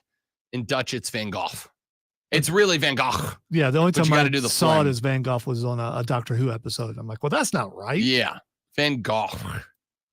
Well, as an appreciator of art, have we lost the ability to make sculptures now? Like, did something happen somewhere down the line? Because, you know, I've been to Paris before, okay? And I've been to the Louvre, which is arguably the most famous art museum in the world. Can't believe he didn't use a snooty voice while doing both. No need to be I snooty. Well, Paris and the Louvre, kind of snooty. No, it's really not. It's just another city on the planet that anyone can go to. It turns out you don't have to have like $1 billion to get into Paris. It's just the city you can go to. And the Louvre is just a museum you can go to. You give them some money, you walk in the door, and you see an incredible collection of art and history. It's pretty spectacular. In fact, if you ever get the chance, I advise you to go. I've been to the Louvre, and one of the magnificent things about the Louvre is that it is filled with sculptures. Sculptures from the ancient Greeks and Romans, the ancient Egyptians, and some of them are mind-blowing in the amount of detail. There was one I remember. I can't remember the title of it. But there was one, Zoe, where it was from the ancient Romans. It was depicting a scene out of Greek mythology, and it's a man picking up a woman and carrying her away. And if you look up close at the sculpture, where his fingers are in her thigh, the artist actually carved an indentation into her skin. It looks as if it's fingers pushing into a thigh. It's unbelievable. There are some of them where the sculptors in the hands of their subjects actually carved the cuticles into marble. You can see the cuticles on fingernails of these sculptures. They're incredible. Which is why it is so gosh darn fascinating to me that we have completely lost the ability to capture humans in sculptures anymore. And if you're not on the stream, join us there right now. Because what you will see if you come there is the sculpture that is allegedly of Dwayne Wade from the Miami Heat that was unveiled outside of the Heat Arena over the weekend. And I am going to say, as a not art critic, because I will say this, as much as I appreciate art, enjoy art, go out of my way to see art, I also don't really have an eye for it, right? Now, I'm going to say this. Modern art is bull. Okay? You're not gonna throw a can of paint at a canvas and tell me that it's worth $1 billion. I believe that modern art is nothing more than money laundering. And for real. But fine art, classical art, I appreciate. Art's very subjective. They say beauty is in the eye of the beholder. Art is definitely the proof of that, because what one person looks like goes, what in the world is that? Someone else may go, yeah, this speaks to me. You know, that sort of thing. And I've been there, I've done that. Okay. I for instance, my favorite painting of all time is Van Gogh's Starry Night.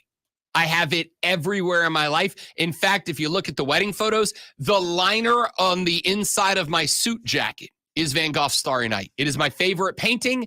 It from the perspective of both the artist and the subject, it is something that I see it and it evokes emotion, which is the point of art. Okay? Big art guy. What you're not going to do is paint a black stripe down the middle of a white canvas and go, doesn't this speak to you? Yeah, says to me, you're lazy as hell, painter. Says to me, you're a piece of crap, is what it says to me. All right? It says to me, someone said, watch this, I'll sell this. I bet I can they get some did. rich jackass to give me $1 billion for this. And they did. Y'all, I swear to you, I don't think there's, it's money laundering. All right, that's just all it is. Being a modern artist has got to be the easiest job in the world. How did you come up with this? Out loud, you say, I channeled my rage and my depression into the paintbrush, and I made sure that I would. In real life, he says, took a paint roller, put it in the black paint, and then I rolled it. And that's $1 billion. Cha-ching. Anyway, I have seen sculptures of people that are incredible. Here's what I'm going to say. Between this and the Cristiano Ronaldo sculpture, you remember the Ronaldo sculpture? Have you ever seen that one? Great one. If you haven't, do me a favor. Just run a quick Google search of Ronaldo sculpture. I'm not going to. I've seen it before, but here's the problem, because I'm not into soccer. I could look at it and go, yeah, that looks like him to me. So in this case, I know Dwayne Wade. I've watched him for years. So this one I definitely get. Cristiano Ronaldo is not only one of the most famous athletes on the planet. Hey, don't be offended that if you walked in the room, I wouldn't know who I'm he explaining is. it. Okay. Cristiano Ronaldo is one of the most famous people, not athletes, people on planet Earth. And objectively one of the most handsome. Cristiano Ronaldo is like, if he's like create a character, if the objective of the game was to be as sexy as possible and you were making a dude character, it'd be Cristiano Ronaldo. Okay? It just would. The sculpture they made up of Cristiano Ronaldo a few years ago makes it look like Cristiano Ronaldo got hit by a bus, but only in the face. All right? It's the most ridiculous thing. And now the Miami Heat rolled out this Dwayne Wade sculpture. It looks more like, who was it, Zoe? Was it Kyrie Irving a couple of years ago that had the old man character where he put on the old man makeup and he'd go to Uncle Rucker Drew. Park? Yeah, Uncle Drew. Yeah. It looks more like Uncle Drew than Dwayne Wade. No. What this looks like, and people have put comparisons up, is Morpheus in the chair. When That's he's a good one, screaming, too. They put side by sides. It looks just like that. That's a good one, Here's too. the problem with this. This looks nothing like him at all.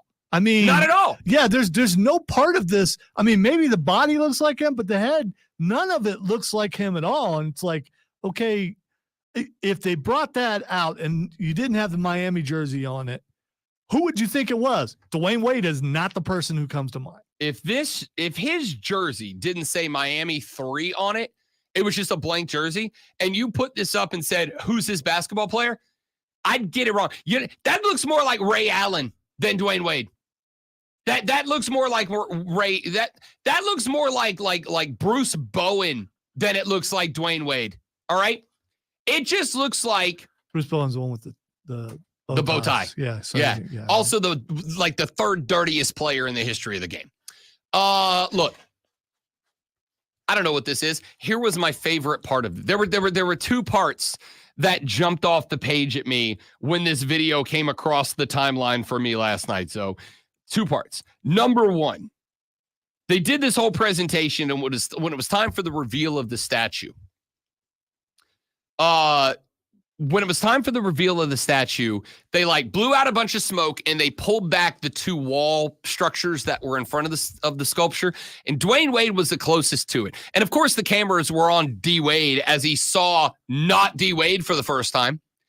And you could see the what the on his face.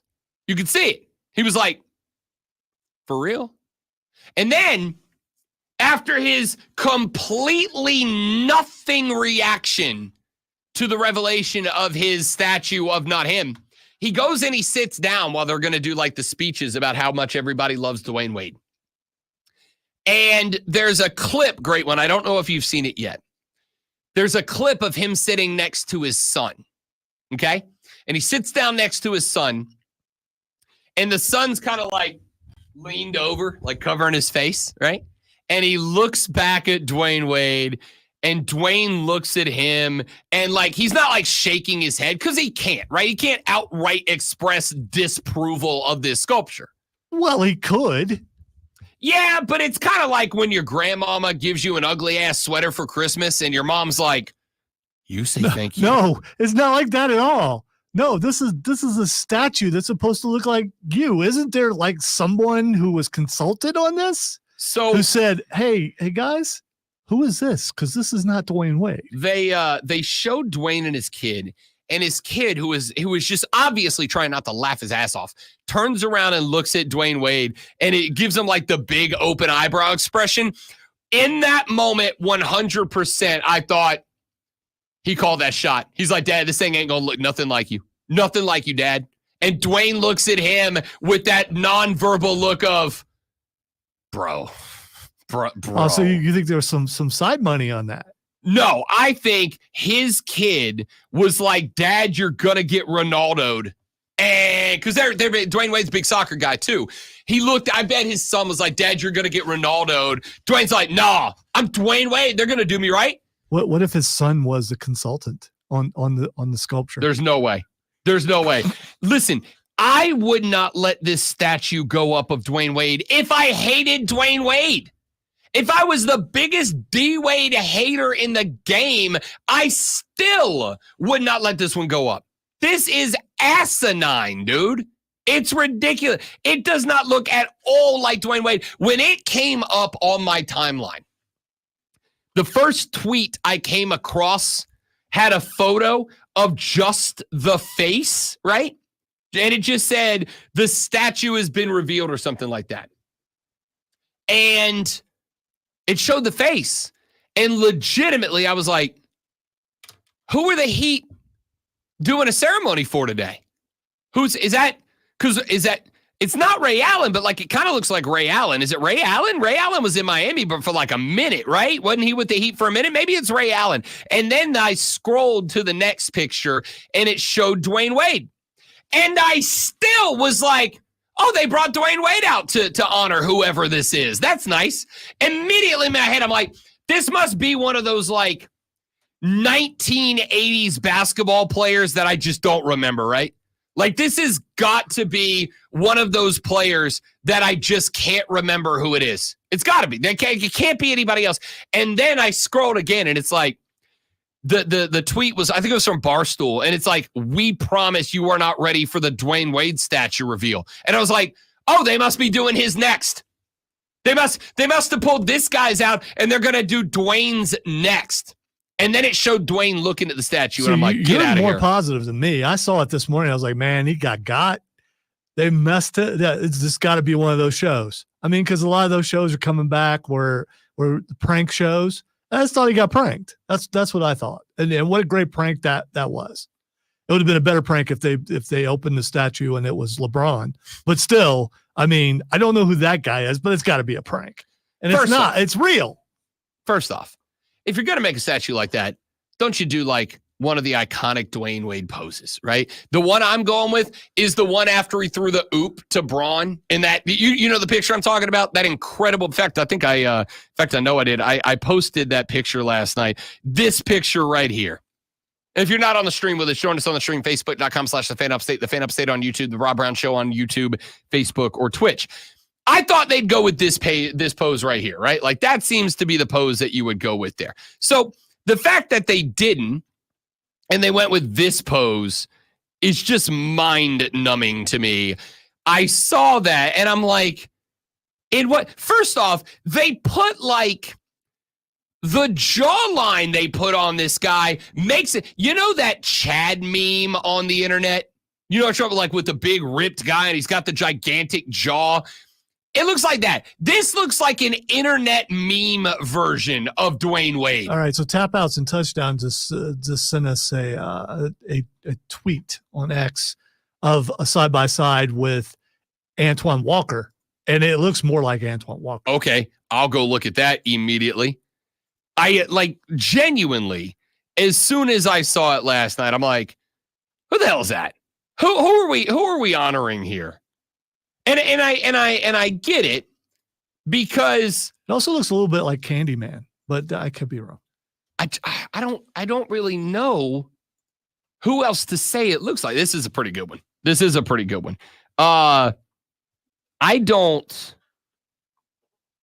I wonder if the sculpture, did the sculptor know who Dwayne Wade is, or did he have someone describe Dwayne Wade to him and he just gave it his best shot? It's artist perception, maybe. I don't know. Maybe we need to find out who the sculptor is and see if they've done any other famous people and how close they were on those sculptures. Does it say the sculptor's name? This is like if the sculptor was going to make a statue of Bradley Cooper and then it looked like me. Like, no, that's not Dwayne Wade. That's not Dwayne Wade. That's 100% Antoine Walker. Now that I look at it, that's 100% Antoine Walker. This was when I tell you that I saw this come across the social media last night, and I genuinely laughed out loud. Genuinely, literally. Created by Rotblat Amrani Studio Sculptors. Rotblat? With 2 T's. And Ronnie? Amrani. Amrany. I agree. I have to. Omri Amrani and Oscar Leon were the sculptors. Well, it's got a thing on it. You got to go Leon. All right. I'm looking at. Okay. All right. So they apparently, great one. They apparently did the infamous statue of Michael Jordan that's outside of the arena in Chicago, which is probably the most famous basketball sculpture of all time, and a good one. It's a site of pilgrimage, and it's a good one. How in the world did the people do that also did whatever the hell this is? They also, oh my God. Wait. It can be one-upped. Hang on. Everybody come to the stream and let's play one quick game of, what the hell is that? You ready? I'm going to put you a picture up on the screen without cheating. Lonzo, who's that? Quick. Who's that? Herm Edwards. Dude, that's Kobe Bryant. Allegedly. I mean, that's what if he was still alive when he's 59 or something, maybe the hairline and the I don't know. This is allegedly Kobe Bryant. You know what though? You can see some Kobe in that. No. Yeah, you can. No. Like, you can't see any Dwayne Wade in that. You can definitely see some Kobe in that. I cannot see any Kobe in that. Yeah, around the jawline and the mouth. For sure, I see it. Bro, you know what I see there? What I see there is Kobe Bryant had Kobe Bryant starred in a horror movie about a basketball gym that was haunted by Kobe Bryant. That's what I see there. Now, at this point, I'm just going to keep it up so we can scroll around some of these other images that were created. This is Fergie Jenkins. How? Like, who are these people that they keep getting these jobs? You don't know who Fergie Jenkins is. I do. It was a Cubs guy. Ryan said this. All right, this is the closest I've seen so far of Rhino. This is Ryan Sandberg. This is the closest so far. First glance for me, I thought it was Pete Rose. I think that's kind of the point. Oh, here's the logo, Jerry West. This one's almost respectable, at least. That's respectable. Yeah. At this point, I can live with respectable. See how we do on Mike Modano's face. That's not bad. Hey, you know who that looks like? That doesn't look like Mike Modano. That looks like slap shots. That looks like why can't I see that looks like dollar store Hulk Hogan. No, it looks like Paul Newman. How the hell are these people getting jobs? How are they still able? Oh, is this Harry Carey? Please tell me this is Harry Carey. It is. All right, that looks like John Madden. Yes. That looks all right. I mean, that may be the closest one they've done, but it also looks like John Madden a little bit. I'm not gonna tell you should come here to look at the Napoleon Dynamite sculpture that apparently they did. How do these people get these jobs? It's so bad we had to do a segment about it. Football when we come back on the Rob Brown Show on the Fan Upstate. Salvation Army.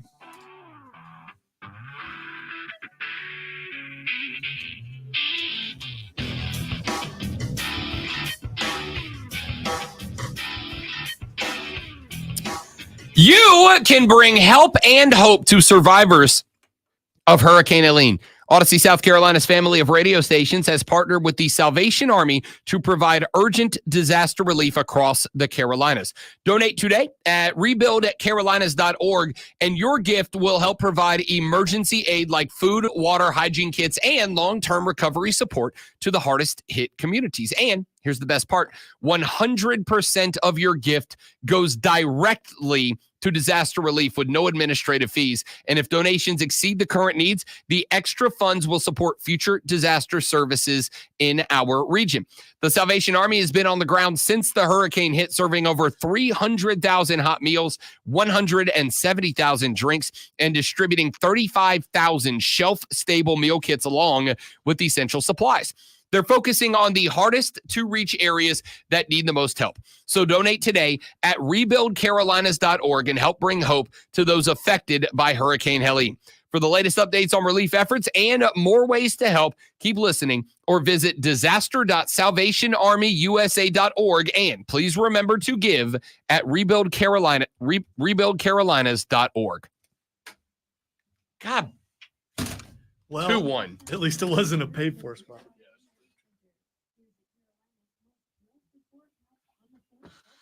Wasn't even trying to turn the mic off. I just legit reached out and hit it. Reach out and touch the button.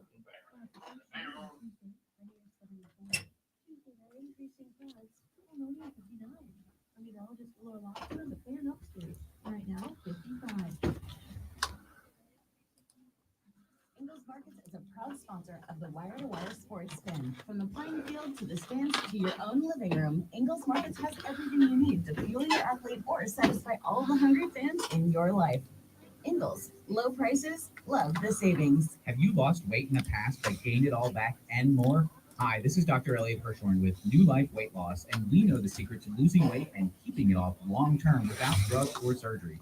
New Life Weight Loss can help you lose 20 to 30 pounds in about a month or two and keep it off without prepackaged meals, no exercising, no drugs, or surgery. Go to mynewlifeweightloss.com now. Hey, it's Rob Brown. My friends at New Life helped me drop 50 plus pounds and 12 inches off my waistline, not just by building me a weight loss plan that works for my chaotic life, but offering me a support system that, frankly, I needed. It's been great. Call them by the end of the month. Tell them I sent you $250 off the program. To learn about our program, go to mynewlifeweightloss.com now to schedule your free consultation. Our expert team will discuss your health goals, help determine the root cause of your weight issues, and put you on a path to success. Call 864-719-2550. That's 864-719-2550 or mynewlifeweightloss.com. That's mynewlifeweightloss.com.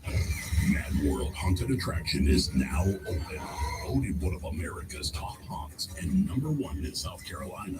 Mad World is much more than just a haunted house. It's a fall tradition like no other. Explore your way through the award-winning and elaborate haunted house and trail. Haunted house is not your thing? We have 18-hole mini golf, axe throwing, and carnival games. Enjoy. You know, I think I'm more okay with a messed up painting. A sculpture, though, it's just so much worse. A painting, you can go, it was just, what I thought they looked like, but a sculpture, you mess that up, it's bad. Give us 30 seconds, guys.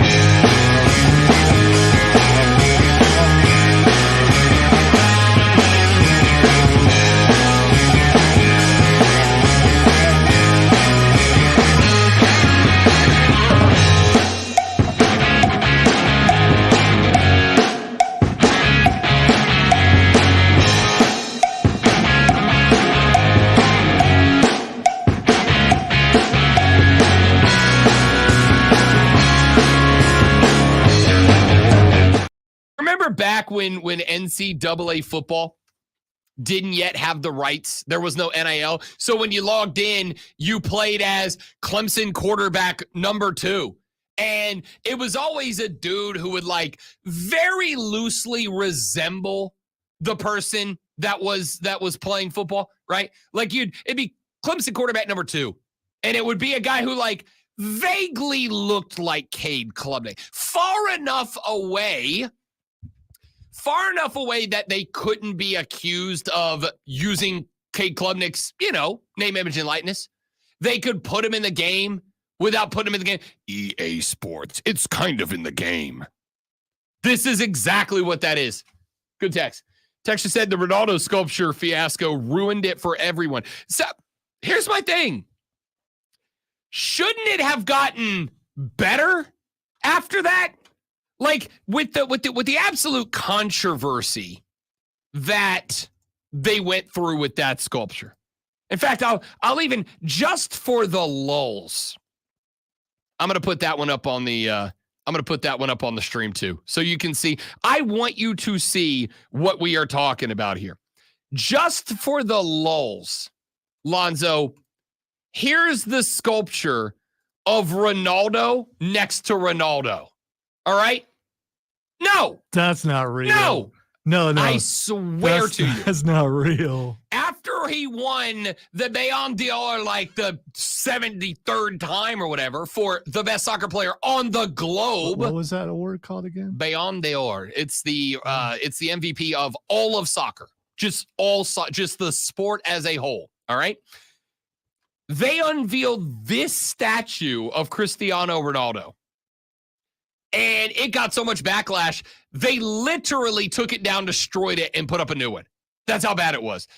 Shouldn't it have gotten better after that? Like, shouldn't it have gotten better? If you are a sculptor and you are contracted to do a likeness of a beloved professional athlete, and you knew that this happened, and the reaction to this was a quite literal global phenomenon. I remember when this sculpture got unveiled because it was literally the only thing Twitter talked about for like 12 hours. It was just constant dunking on this statue, which made one of the most objectively handsome men in the world look like he got hit in the face with a brick. So do they not understand that there's 3D imaging that you can do now, and that people do on video games and things like that, where they, take images of and then they turn it into Look, I am fine because humans are naturally artists. They had a 3D printer thing at Comic-Con Junior Sunday where you could have a miniature of yourself made, and they would 3D image your entire body, and then they would turn it into a 3-inch figure, 6, whatever you wanted. I am fine. Why are these guys not doing something like that? Here's why. It is because even as someone who, not only do I think that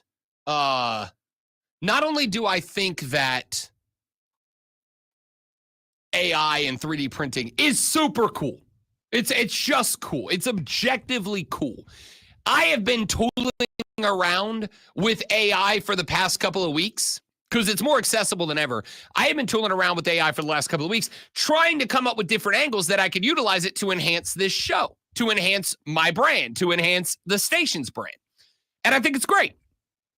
But as much as I love AI, when it comes to art, as much as I love 3D printing, when it comes to art, there is to me something inherently invaluable to human-made art, to something that comes. I completely agree with you, because that comes from the soul and all this. But these statues are not should not be artists' perceptions of the athlete. They should be an exact depiction of that person, just like the busts in Hall of Fames. Just like it should be an exact duplicate of that person. So here's where it comes from for me. there is something when you are going to pay homage to someone, there is something meaningful in having a master of their trade take the time and the energy and the effort to apply their mastery of that thing to dedicating that thing to you. There is something about a sculpture of a person you are paying homage to for their accomplishments, their achievements, whatever, and making them, in a way, immortal. You are immortalizing this person to some degree, right?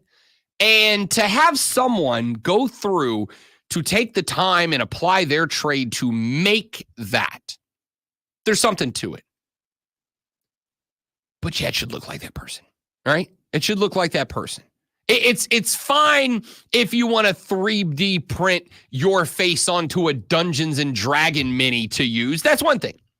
But if you are paying homage to someone who meant the world to you or your family or your business or your team or whatever, to have someone apply their trade, there is some inherent beauty in this is the work of human hands and ingenuity that went into immortalizing this person for future generations to see. There's something beautiful about that I don't think you can get out of 3D printing a sculpture. I'm very pro 3D printing. In fact, there is a name, and I'm hoping this catches on. I am very interested down the line in investing in this. There is a community in Austin, just outside of Austin, Texas, that is 3D printing houses. They can 3D print like a 4-bedroom house for like $75,000. And the thought is, if this tech is invested in and generated in a way that it's easily accessible, we could cut the housing cost of this country in half just by 3D printing homes. And you can't look at them and go, oh, that's shoddy. They're concrete. It 3D prints with concrete, and then you go back in and you smooth it, you finish it, you paint it, it just looks like a house, right? I'm all in. But there's something when it comes to art, and I do think that this is in its base form art. There's something about it that you can only get through the work of a human being who put the time and energy and effort and learning into how to do it. And so when you create Dwayne Wade in a way that he looks like the bad guy from Tango and Cash and not Dwayne Wade, it kind of sucks all the beauty out of that, right? Because now, the next time, when they inevitably take this down, when they inevitably take this statue down and they vote to replace this statue, and they do, you think the next statue unveiling is going to have the same meaning to Dwayne Wade and his family? No. To the Heat fans that went out of their way to be there for that? No. To the dignitaries that came out to celebrate Dwayne Wade? No. To the Miami Heat to recognize Dwayne Wade for all he did for the Heat? No. It's been lost because of this. It's. I know that this isn't something that a lot of you care about, but man, it bothered me that you got a legend like Dwayne Wade who went out of his way to do this, and that not one person in the Heat organization saw this statue and went, no, not just no, but hell no. That's not Dwayne. All right, Texas said, what was the deal with Sean Payton trying to run up the score in Carolina yesterday, passing late in the fourth, up 4 scores? I'll tell you when we come back on the Rob Brown Show in the Fan Upstate.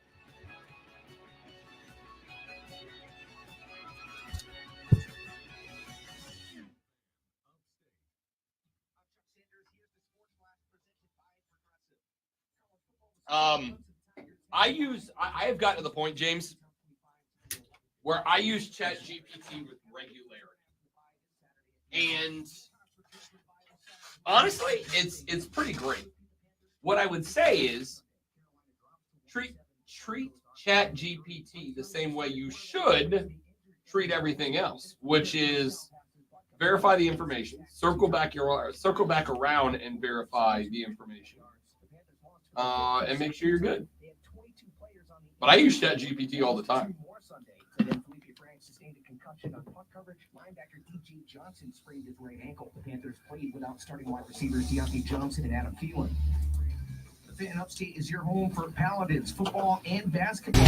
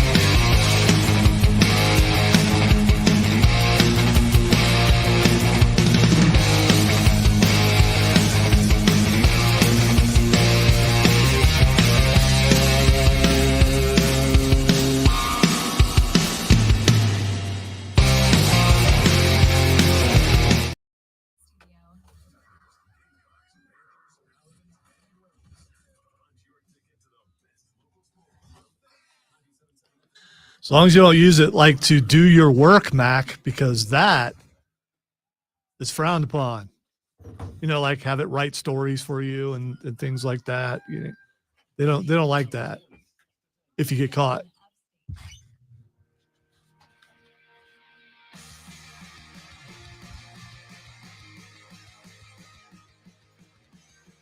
So before we get to the response to the texter who asked what was the deal with Sean Payton trying to run the score up on Carolina yesterday, I do have to point out something. Today is a very special day, Lonzo. Today in the land of sports, something is going to happen that has happened 31 times. 30 times. This is the 31st time, according to Yahoo. This is the 31st time that something has happened. This is the 31st time that all of the Big Four have regular season or have games being played on the same day. This is the 31st time that all four leagues have a game in action. You have the World Series Game 3 tonight in Major League Baseball. You have NBA games sprinkled across the country. You have Monday Night Football taking place in the NFL, and you have hockey, regular season hockey, going down tonight as well. It is the 31st time that the Big Four are all in action at the same time, which is it cyclical? Cool. Like every 4 years this happens or something like that, according to dates? No, I think because here's the thing. If, for instance, if Game 3 of the World Series was tomorrow, it wouldn't happen. Even though they're all in play, to have a game on the same day has to kind of be synced up by the schedule. If you want to add to that discussion and you consider MLS a major league, MLS has a playoff game tonight as well, which means that the Big Five are all in action for I believe, either the second or third time all time. Major League Baseball, NFL, NBA, NHL, all on the same day. Happy Sports Equinox, I think, is the best way I can come up with to say it. All right, Sean Payton, why did he run the score up on the Carolina Panthers? The answer, because he could and he wanted to. Now, it is not about embarrassing the Carolina Panthers as much as many of you would like to feel offended, like to get all up in your feelings about it. And you would not be alone. Sam Franklin says that's exactly what happened. Yeah, you know, we're all competitors at the end of the day.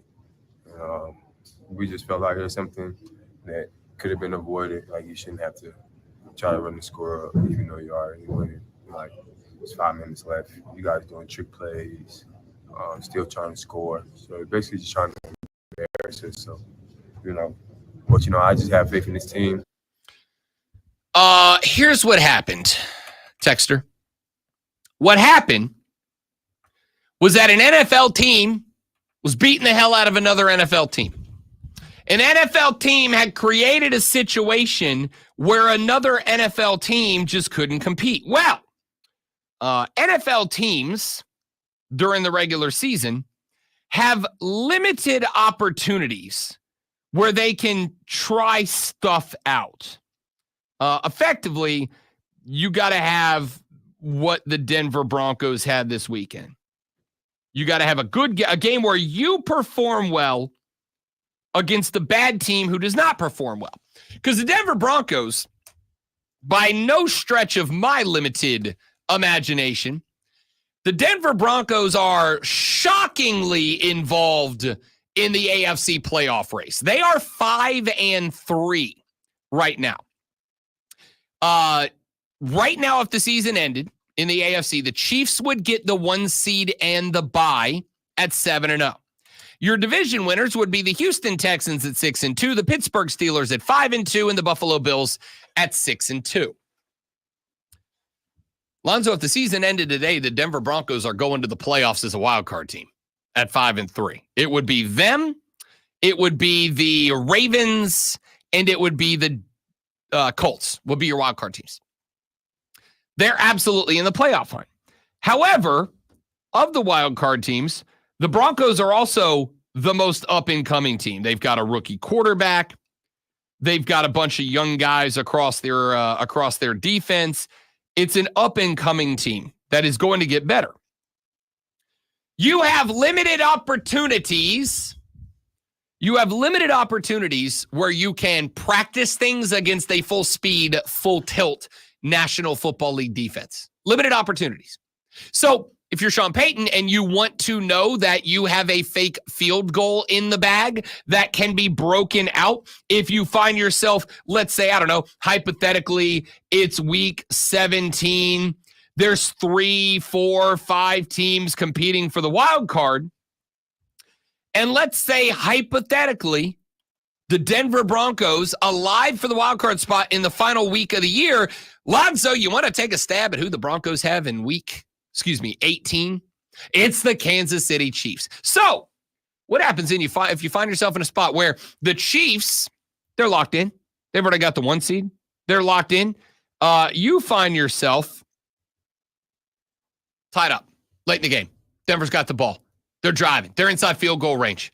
They're down 3. Everybody sells out on the Chiefs backups because they want to go win this game and keep an undefeated season alive, whatever it is. Don't you want to know, if you're Sean Payton, that in a situation where it might matter, you have an onside kick in the bag? Of course you do. How do you make sure that your team is capable of running that onside kick? There's one way to do it. You run the onside kick. You put it into a game. You try it out. If you don't try it in this spot, you only have one other option. And that one other option is you don't try it until you need it, in which case you haven't gotten to practice it, because as much as you can try it against your first string defense, number one, they know what's coming. And number two, you, as every coach who's ever coached will tell you, they can't simulate a full speed NFL tilt against a different team in practice. It can't be done. Stop your whining. If you can't stop him, that's on you. It's on you on whatever level of football. If you can't stop them, it's on you. There are hard lessons to be learned. You still getting paid the same. Just be a better team, Panthers. Look, I don't think anybody disagrees with that, and that is spot on correct. But the texter asked why. Why do you feel the need? You can, but just because you can doesn't mean you should. Why would you do it? And the answer was Sean Payton wanted to do a few things. He wanted to get Bo Nix extra looks and extra XP when the risk was absolutely non-existent, A. And B, wanted to make sure that all the stuff that he had in the bag, the trick plays and the complicated route trees and all that, those were all things that he could lean on when he ends up with, sorry about it, an important game against a good team, which this one was not. At that point in the game, it was no longer important. The game had been put away, and it certainly was not against a good team. So a lot of people are looking up and going, oh, Sean was trying to humiliate the Panthers. No, he wasn't.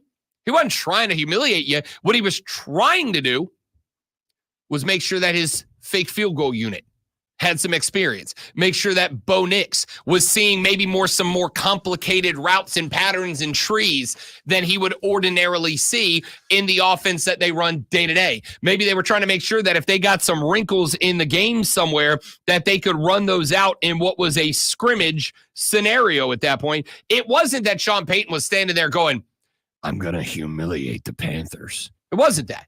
What it was Sean Payton was looking and going, I want to make sure we got a fake field goal and we can run it and we're comfortable running it. And my guys have done it. So there's a big difference between going out there and kicking a field goal in a high pressure situation and going out there and trying to execute a fake field goal in a high pressure situation. There's all these tells that you can give away, right? Okay. If their kicker turns his foot this particular way, it's because he's trying to get a faster start to the outside on a fake field goal. So defenders aren't dumb. Defensive coaches aren't dumb. They, like a poker player, are looking for those little tells. I need to be able to go out there and put down a fake field goal on tape so that I, as the head coach, can look at it and go, hey, kicker, you turned your ankle. You gave away the game. You gave away the bag. And now the Chiefs know it. So we need you to straighten that out. Now you've run it. Those nerves are gone because, hey, we did it. It worked. It's successful. Let's go. He wasn't trying to embarrass you. He was trying to make his team a playoff team, potentially, was in the best spot to succeed when they get down to the end of the season, and it matters. All right, real quick before we go to what the X is going on, brief history of the sports equinox when all four majors plus MLS are in action. So I looked it up during the break. The first sports equinox took place Sunday, October 17th, 1971. Roberto Clemente and the Pirates beat the Orioles in Game 7 of the World Series. There were 12 NFL games, 3 NBA games, and 6 NHL games that day. 9 more sports equinoxes took place between 72 and 85, all on Sundays. Then we went from 1986 to 2001 with 0 of them. In 2001, there was 1 sports equinox. Then we went 7 years from 2002 to 2009 with that one. But now it's an annual holiday. Thanks to the World Series starting later, the NBA and NHL starting earlier, and Thursday Night Football airing weekly, there has been at least 1 sports equinox and often more every year since 2015. And just if you're curious, the NFL dominates TV viewership, but Games 1 and Game 2 of the World Series have averaged over 14.5 million viewers. Last week, Monday Night Football drew 15.2 million viewers, meaning there is a shot, an outside one, but a shot that baseball is the most watched sport in America tonight. And now, the Rob Brown Show presents Twitter. Sorry, a bit distracted. All right, let's see what's happening and see what Rob knows about it. First of all, I'm not sure baseball is the ratings winner tonight. I'm not sure it is either. I just said it has a chance. Well, I mean, it is really 2 really good teams. The fact that there's not 2 really good teams playing on Monday Night Football. It's 2 bad teams. It's 2 really good. It's the 2 best teams in baseball. It's 1 good team and 1 bad team as far as the NFL It's goes. 1 slightly above average team and 1 bad team. Dude, they're like 4, 5, and 2, aren't they? Yes, that's They're they're good. Just math wise, it's better than above average. Either All way, right. you've got probably 5 of the biggest 10 names in Major League Baseball playing for a championship tonight. And with one of those teams back against the wall, I'm not saying it will. I'm saying it's got a chance. We'll see. All right. The first thing that's Xing is Bubba Ray. Bubba Ray Dudley is Xing because he showed up at Halloween Havoc and stopped All Ego Ethan Page and Ridge Holland from beating the hell out of Slick Trick Willie style, y'all. And then got into it with Ridge at the post-game press conference as well. Does that move the needle for you at all? Absolutely. It moves the needle, especially when NXT is coming up from the ECW house in Philly. So they're just setting up a Ridge Holland, Bubba Ray Dudley. Did we get anybody else? Did we get a Rhino showing? I don't know if I think Rhino's Gore. Rhino's in TNA now. So yeah, that's a possibility, I suppose. Uh-huh. I think I he was just gonna got say. inducted to the TNA Hall of Fame. So it is possible we see a bunch of those guys. But Bubba Ray Dudley can still wrestle. So I want to see. He didn't look great in the ring. I mean, I know he can, but he didn't look real great in that ring. From what I saw, it looked excellent. No, so he looked bad. I think they sold well. I thought everything looked really good. So we'll see. All right, the next thing that's excellent. Chris said, "Don't forget WWE is tonight. Add that to the Equinox." By the way, that's what I'm watching more than likely is Raw, especially with I think Crown Jewels next weekend, maybe. All right, the World Series. Yeah, I mean, I'm a big fan, but I ain't there yet. Yeah. Anyway, the next thing that's excellent is Jerry Jones. You all know why Jerry Jones is Xing. You don't need me to tell you why Jerry Jones is. You're all aware of why JJ is Xing because the Cowboys looked themselves in the mirror and said, "We suck." And we're not all saying it's Jerry Jones's fault, but he is the general manager. Or did he do something dumb last night? Did he give a press conference and blame it on the media? No, it's pretty much for what you said. Everybody dunking on the Cowboys? Yeah, because Jerry Jones is, last time I checked, and I could be inaccurate on this, still Jerry Jones. He is, as a matter of fact. Listen to Cole Bryson today, 3 to 7 on Wire to Wire. No reason. All right. I'm sure Cole's well adjusted today. And finally, the last thing that's Xing that we have time for is Arrowhead West. Arrowhead West. I'm assuming they are talking about Allegiant Stadium, where the Chiefs went and just layeth the smackdown on the Raiders this past weekend. The Raiders suck, dude. Undefeated there. The Chiefs are. That's what, second year of Allegiant? I think this is the second year. No, it's been around a lot longer than that. No, it hasn't. Sure, it has. No, it hasn't. It has. No, this is year 2, maybe year 3. Also, times. Come on. Time's not real. It's a time is real, just not for us. 2020. This is the 4th year.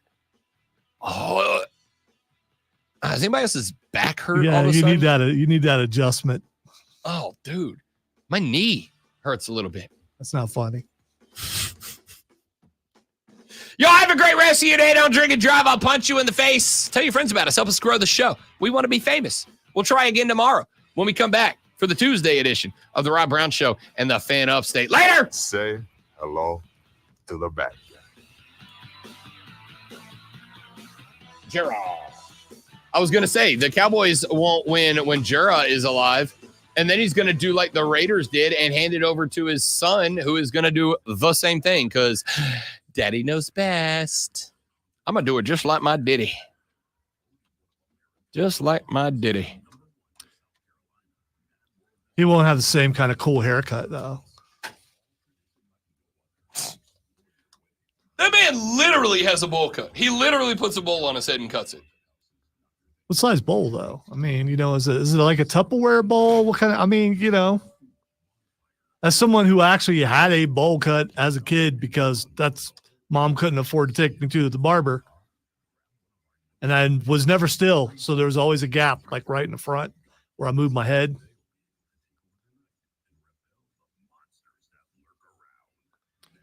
All right, kids, we got stuff to do. Thank you all for being here. You're all amazing. We love you. Tell your friends about us. Help us grow the show. Come back tomorrow. We'll be better or not. I don't know. We'll see. Maybe. Have a good day. Maybe is solid. Adios. All right. I don't know.